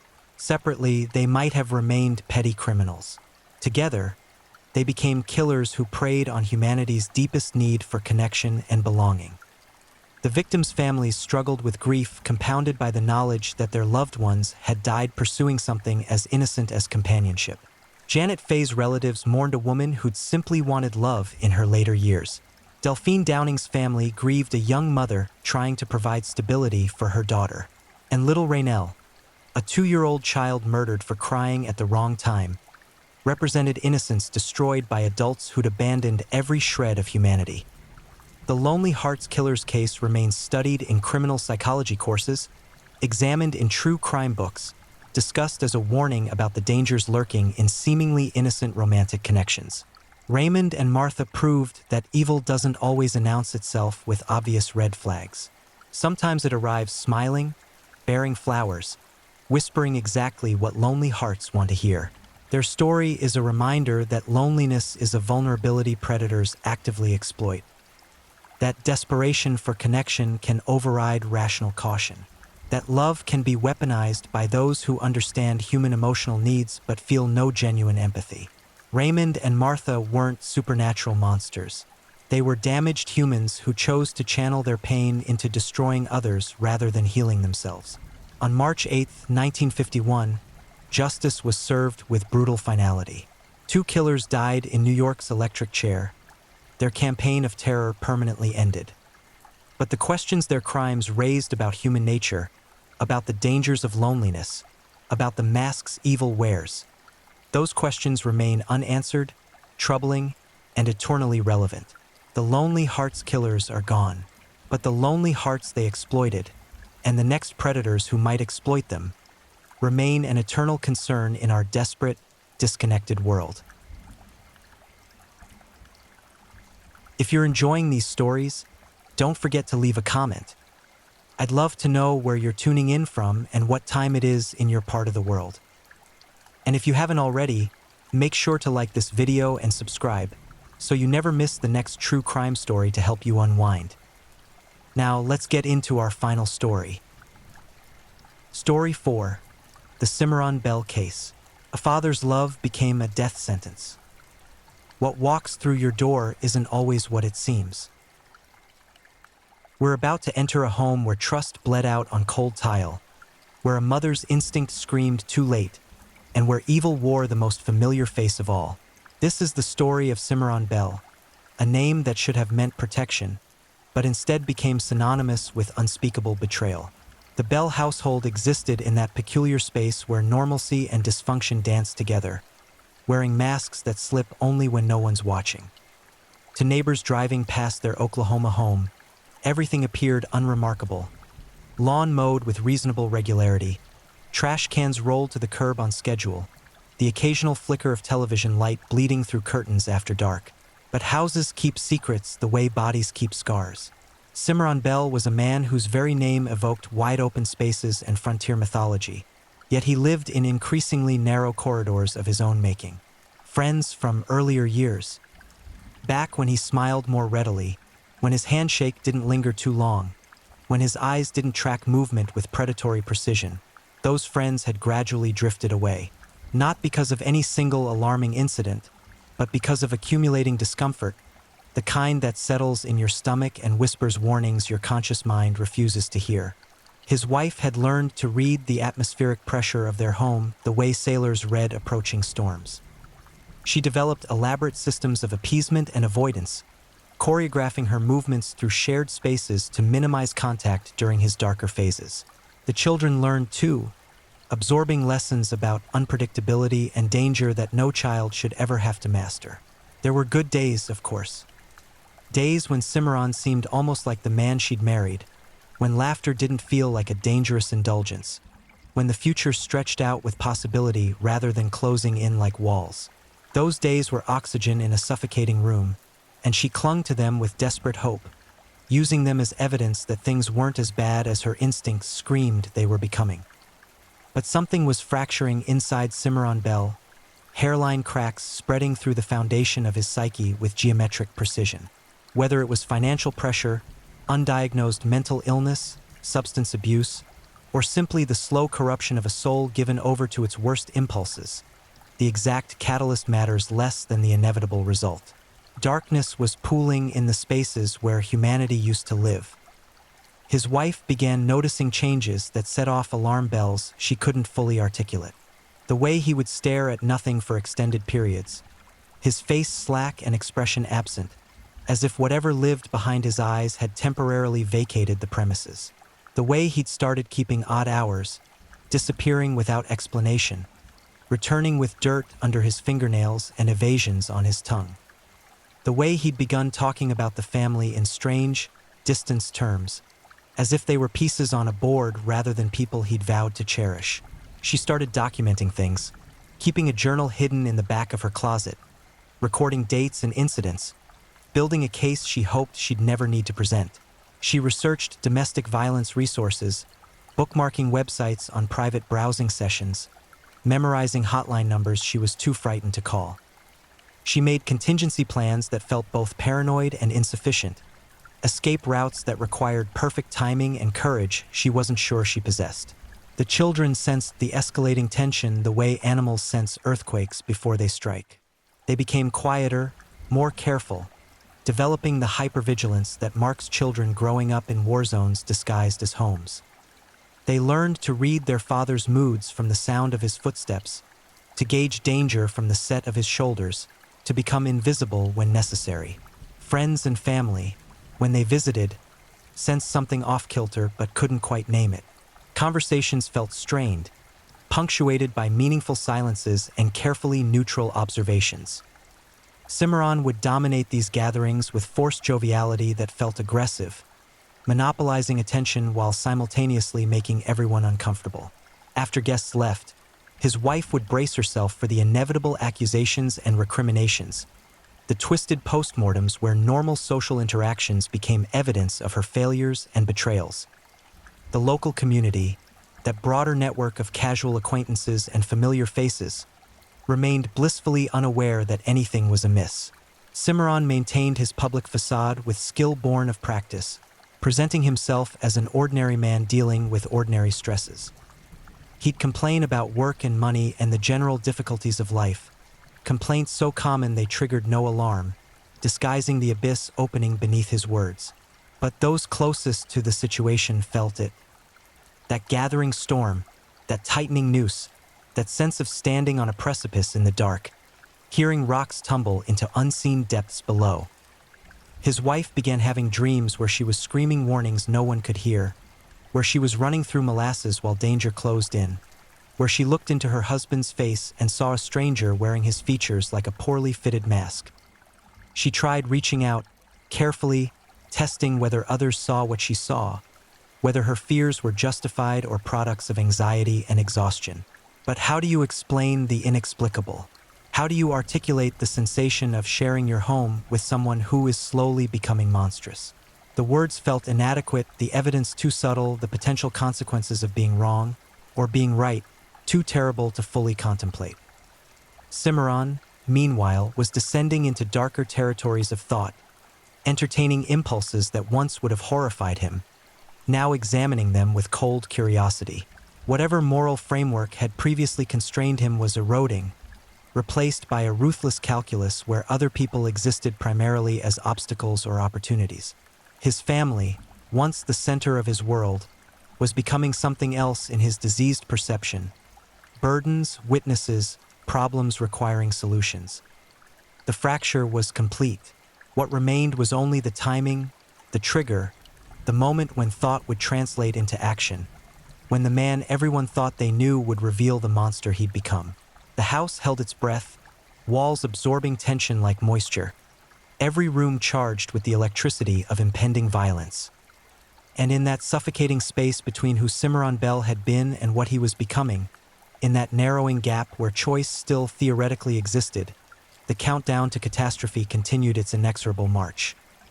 The calendar pages turned, each day bringing the household closer to the moment when everything would shatter, when the carefully maintained facade would collapse, when the worst fears of those who sensed danger would prove tragically insufficient to capture the actual horror waiting in the wings. The fracture had spread through the foundation.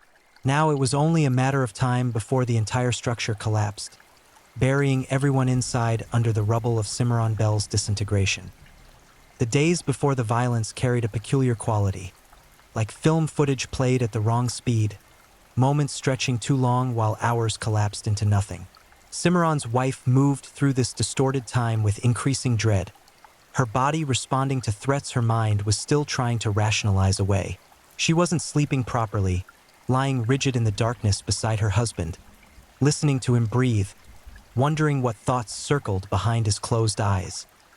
He'd stopped pretending to maintain normal routines. Work became sporadic, his explanations for absences thin and contradictory. Money was disappearing from their accounts in ways she couldn't track, vanishing into purposes he refused to explain. When she pressed him for answers, his responses alternated between aggressive deflection and unsettling calm, the latter somehow more frightening than his anger. There were conversations during this period that replayed endlessly in her memory afterward, banal exchanges loaded with significance she recognized only in retrospect. Him asking about her schedule with unusual specificity, wanting to know exact times and locations. Him inquiring about the children's activities with an intensity that felt wrong, clinical rather than paternal. Him making observations about locked doors and security systems, comments that seemed innocuous at the time but took on sinister weight when examined later. She started keeping her phone charged constantly, sleeping with it under her pillow, making sure she was never without a communication lifeline. She began parking her car facing outward, keys always in her pocket, emergency bag hidden in the trunk. These preparations felt both paranoid and insufficient, simultaneously too much and not nearly enough. The children were withdrawing into themselves, becoming shadows of who they'd been months earlier. Their laughter had taken on a brittle quality when it appeared at all, and they developed elaborate systems of nonverbal communication, signaling danger and safety to each other through glances and gestures. They stopped bringing friends home, stopped participating in activities that required both parents' presence, instinctively protecting their private terror from public exposure.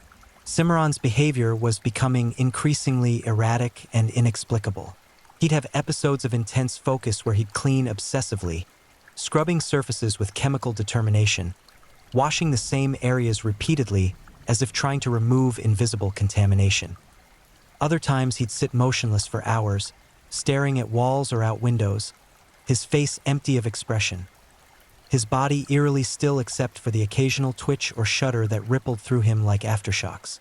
His speech patterns had changed, becoming either compressed and clipped or strangely formal and distanced. He'd refer to himself in third person occasionally, making observations about what Cimarron thinks or what Cimarron needs to do, as if discussing someone else entirely. He'd started having conversations with people who weren't there, his voice low and urgent, responding to questions no one had asked. The wife tried reaching out for help, making tentative phone calls to crisis lines, having guarded conversations with her doctor, approaching family members with carefully phrased concerns. But the systems designed to help felt inadequate to the situation, requiring either proof she didn't have or commitments she wasn't ready to make.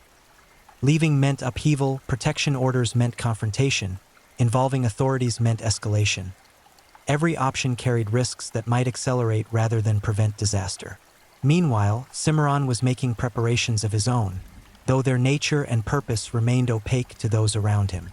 He'd purchased items that seemed random individually but formed a troubling pattern collectively. Rope, plastic sheeting, cleaning supplies in quantities that exceeded any reasonable household need. He'd been researching topics on the computer, searches he was careful to delete but which left digital footprints that would later paint a disturbing picture of his deteriorating mental state. He began testing boundaries in small ways, pushing against the normal rules of human interaction to see what he could get away with, gauging reactions to inappropriate comments or behaviors. He was watching his family with new eyes, assessing rather than seeing, calculating rather than connecting. Whatever humanity had previously moderated his worst impulses was failing, leaving behind something cold and purposeful.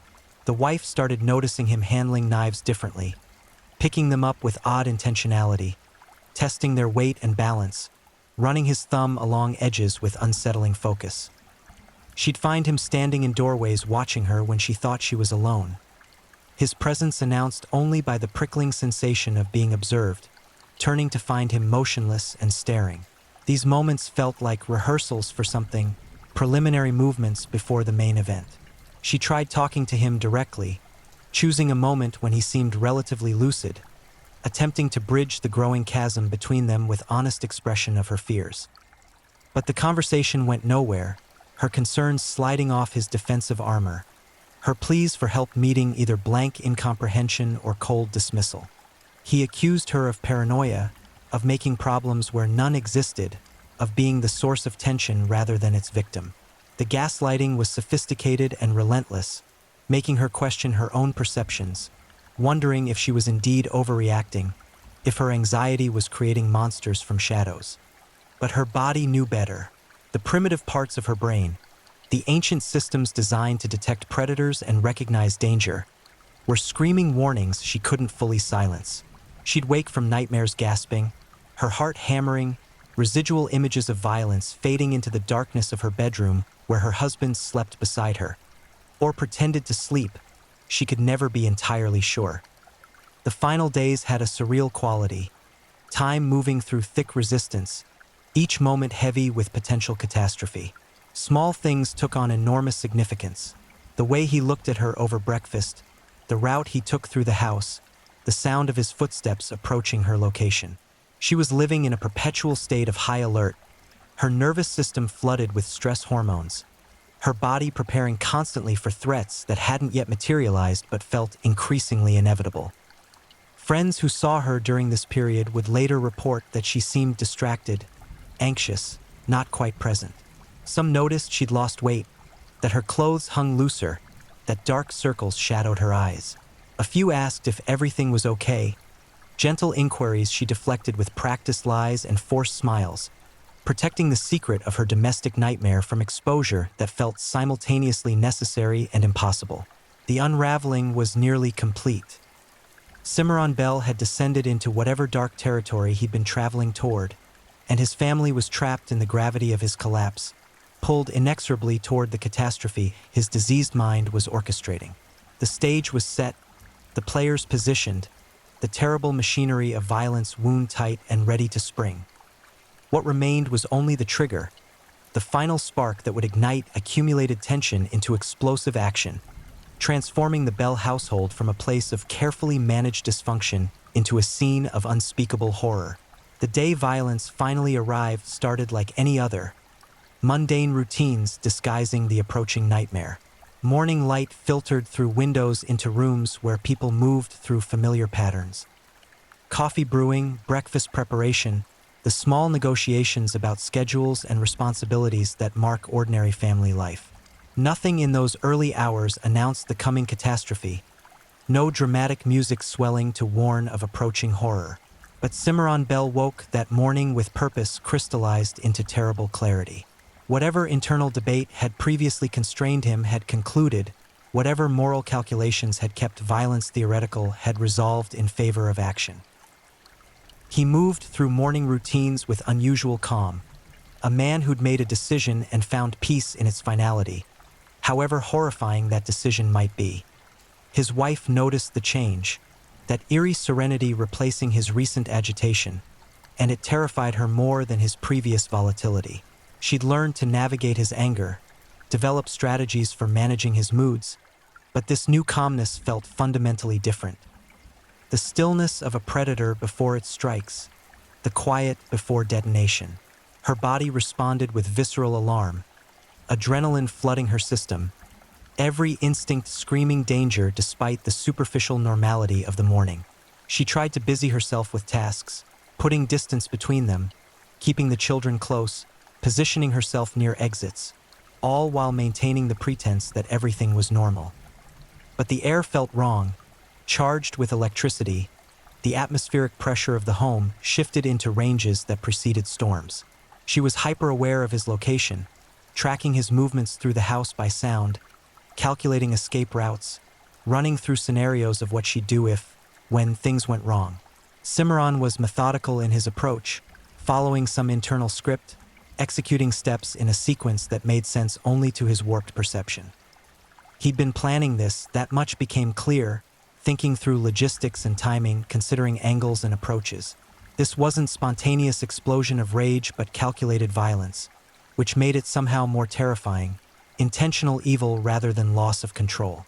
The first blow, when it came, was shocking in its suddenness despite all the warning signs that had preceded it. One moment they were in separate spaces, maintaining the careful distance that had characterized recent days, and the next he was on her with savage intensity, hands finding her throat, fingers digging into soft tissue, cutting off air and screams simultaneously.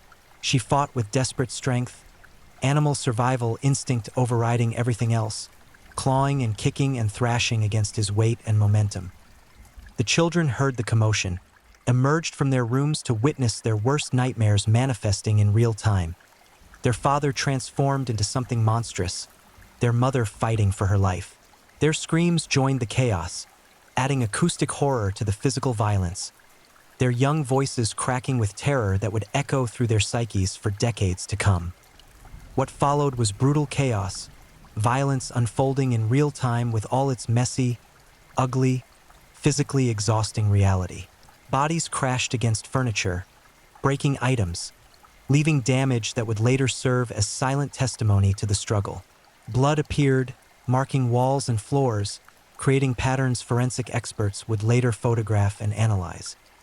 The house that had contained so much suppressed tension finally released it in explosive violence, every room bearing witness to the catastrophe that had been building for months. She fought with everything she had, maternal instinct and survival drive combining into fierce resistance. She wasn't just fighting for herself but for her children, knowing that if she fell, they'd be next, that Cimarron in his current state would show no mercy to anyone. Her body was weaker but her motivation was stronger, and she used everything available as weapon, fingernails, teeth, household objects grabbed in desperation. But Cimarron had advantages of size, strength, and most importantly, the absolute commitment of someone who'd already crossed moral boundaries most humans never approach. He was willing to do things she couldn't imagine, to inflict damage she couldn't match, to pursue violence to its ultimate conclusion without hesitation or restraint. The struggle moved through the house, leaving destruction in its wake, each room becoming a crime scene, every surface potentially marked with evidence of what transpired. The children had fled to a back bedroom, huddled together in terror, hearing but not seeing most of what happened, their imaginations filling gaps with images that would haunt their dreams for years. At some point, witnesses couldn't later agree on the exact sequence, trauma fragmenting memory into incompatible versions. His wife managed to break free, reaching a phone, dialing 911 with shaking hands, gasping out an address and plea for help before Cimarron caught her again. That call saved lives, setting in motion the response that would end the immediate danger. But the operator on the other end heard things during that brief connection that would trouble their sleep afterward. Sounds of violence, screaming, impacts, the acoustic signature of assault in progress. Police were dispatched with urgency, lights and sirens cutting through the morning calm of the neighborhood, drawing neighbors outside to witness the drama unfolding. Squad cars converged on the Bell residence, officers emerging with weapons drawn, training and adrenaline combining into focused intensity. They breached the door to find chaos, a home torn apart, blood marking multiple surfaces, a family shattered by violence they'd arrived barely in time to interrupt. Cimarron's response to law enforcement revealed the depth of his break from reality. He didn't surrender peacefully or show remorse, but instead tried to present his actions as justified, as necessary, as responses to threats only he could perceive. His explanations were incoherent, jumping between grievances and justifications, painting a picture of a mind fully disconnected from consensus reality, operating according to logic that made sense only in its own diseased ecosystem. His wife was injured but alive, her body bearing marks that would fade slower than the psychological damage, her neck bruised where his hands had squeezed, her face marked by impacts she'd absorbed. The children were physically unharmed but psychologically devastated, their sense of safety and trust destroyed, their understanding of their father transformed irrevocably. The family that had existed that morning was dead, killed as surely as if bodies lay cooling on the floor.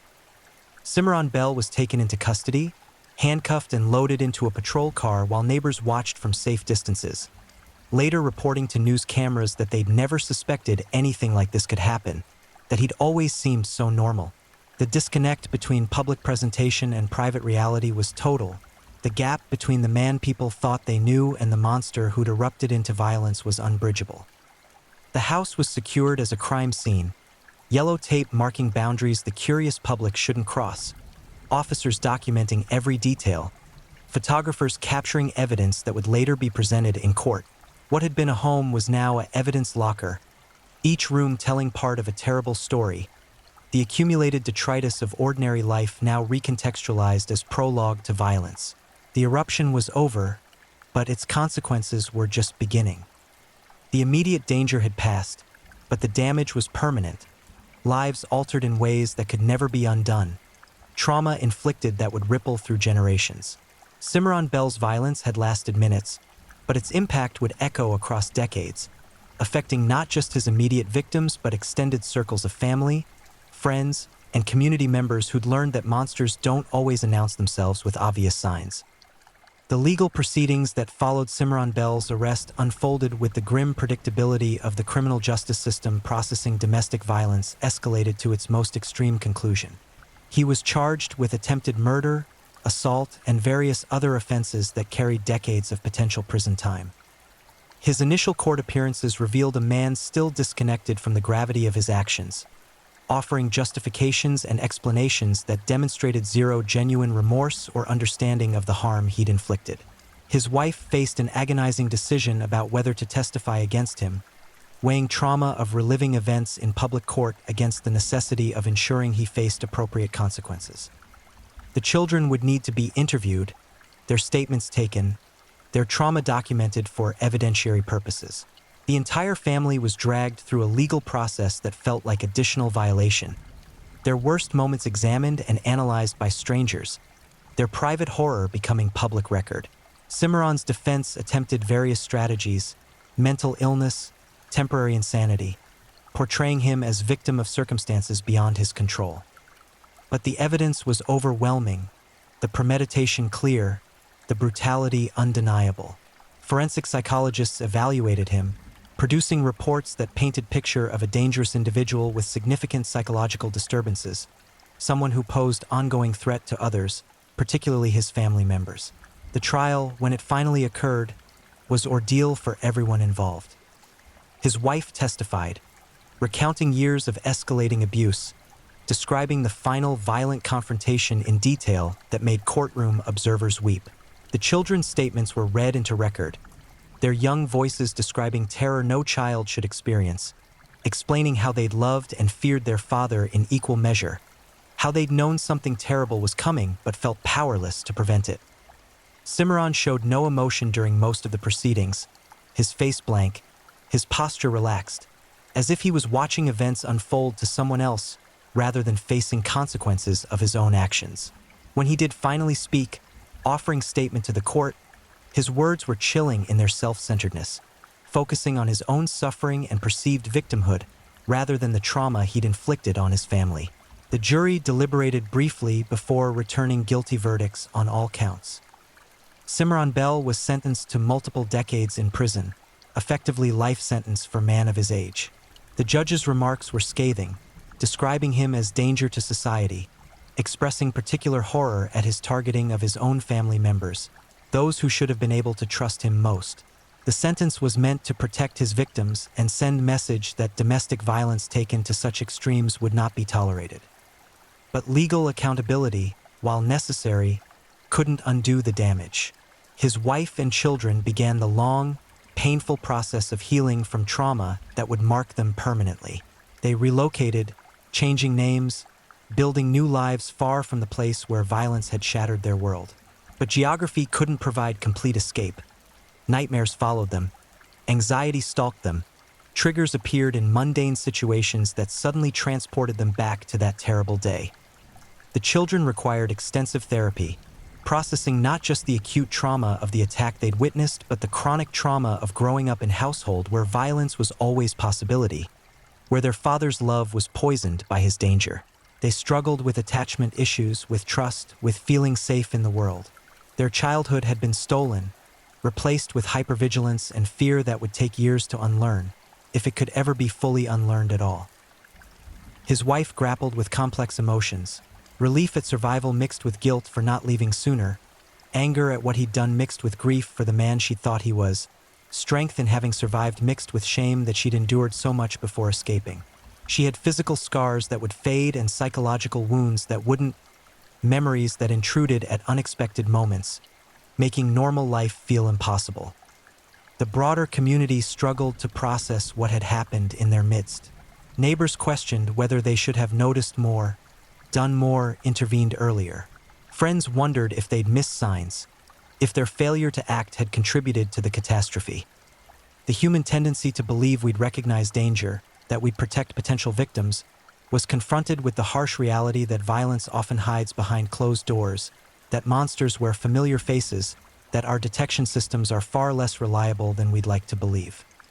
Domestic violence organizations used the case as educational opportunity, pointing out the warning signs that had been present, explaining the dynamics that made leaving so difficult, emphasizing the importance of believing victims and taking threats seriously. But each case is unique, and the lessons from Simran Bell's violence couldn't prevent every future catastrophe, couldn't protect every family where similar dynamics were playing out. Simran himself, locked away in prison, reportedly showed little genuine insight into his actions. He participated in required programs, said things that sounded like accountability when parole was distant possibility, but staff noted that his understanding seemed superficial, performative rather than authentic. He remained fundamentally self-centered, unable or unwilling to genuinely empathize with the suffering he'd caused. His wife eventually found new relationship, proved to herself that not all men were like her ex-husband, that trust could be rebuilt slowly and carefully with someone who'd never raised their hand in anger. She became advocate for other domestic violence survivors, channeling her trauma into purpose, helping others recognize warning signs and escape dangerous situations. Her strength was extraordinary, but it had been forced upon her. She would have preferred never to develop such resilience, to have lived ordinary life unmarked by violence. The children grew up carrying their trauma, some handling it better than others. One became therapists specializing in trauma, turning their experience into tool for helping others. Another struggled with substance abuse, using drugs and alcohol to numb memories that wouldn't fade. Another cut off all contact with the past, building new identity that had nothing to do with who they'd been before violence shattered their childhood. There's no single trajectory for trauma survivors. Each person's path is unique, marked by their individual resilience and challenges. Years passed. Simran Bell aged in prison, becoming old man who'd wasted his life on violence and now faced dying behind bars, forgotten by most people except those he damaged beyond repair. His wife moved forward, building life that honored her survival while acknowledging the cost of what she'd endured. The children became adults with their own families, trying to break cycles of trauma, determined that violence wouldn't be their legacy to pass on. The house where it all happened was eventually sold, remodeled, occupied by new families who knew nothing of its history, whose children played in rooms where violence had once erupted. Physical spaces can be cleansed and repurposed, but the metaphysical stains of violence remain, invisible markers of humanity's capacity for harm. The story of Simran Bell and his family is ultimately about the terrible price of violence, the way one person's choice to inflict harm radiates outward, damaging not just immediate victims but entire networks of relationships, communities, and future generations. It's a reminder that domestic violence is never truly private matter, that what happens behind closed doors eventually spills out, affecting everyone it touches. And it's warning that evil doesn't always announce itself with obvious signs, that monsters sometimes look like ordinary people, that the person sleeping beside you might harbor darkness you can't imagine. Trust, once broken by violence, is nearly impossible to fully restore. The survivors of Simran Bell's violence learned to live again, but they did so with knowledge that safety is never guaranteed, that the people who should protect us can sometimes be the greatest threats we face. The case file remains in archives, another entry in the grim catalog of domestic violence that escalated to near-fatal conclusion. The names of the victims are protected, their current locations unknown to the man who tried to kill them.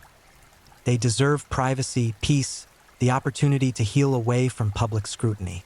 But their story serves as testament to the strength of survivors, the importance of taking threats seriously, and the devastating consequences when violence is allowed to escalate unchecked.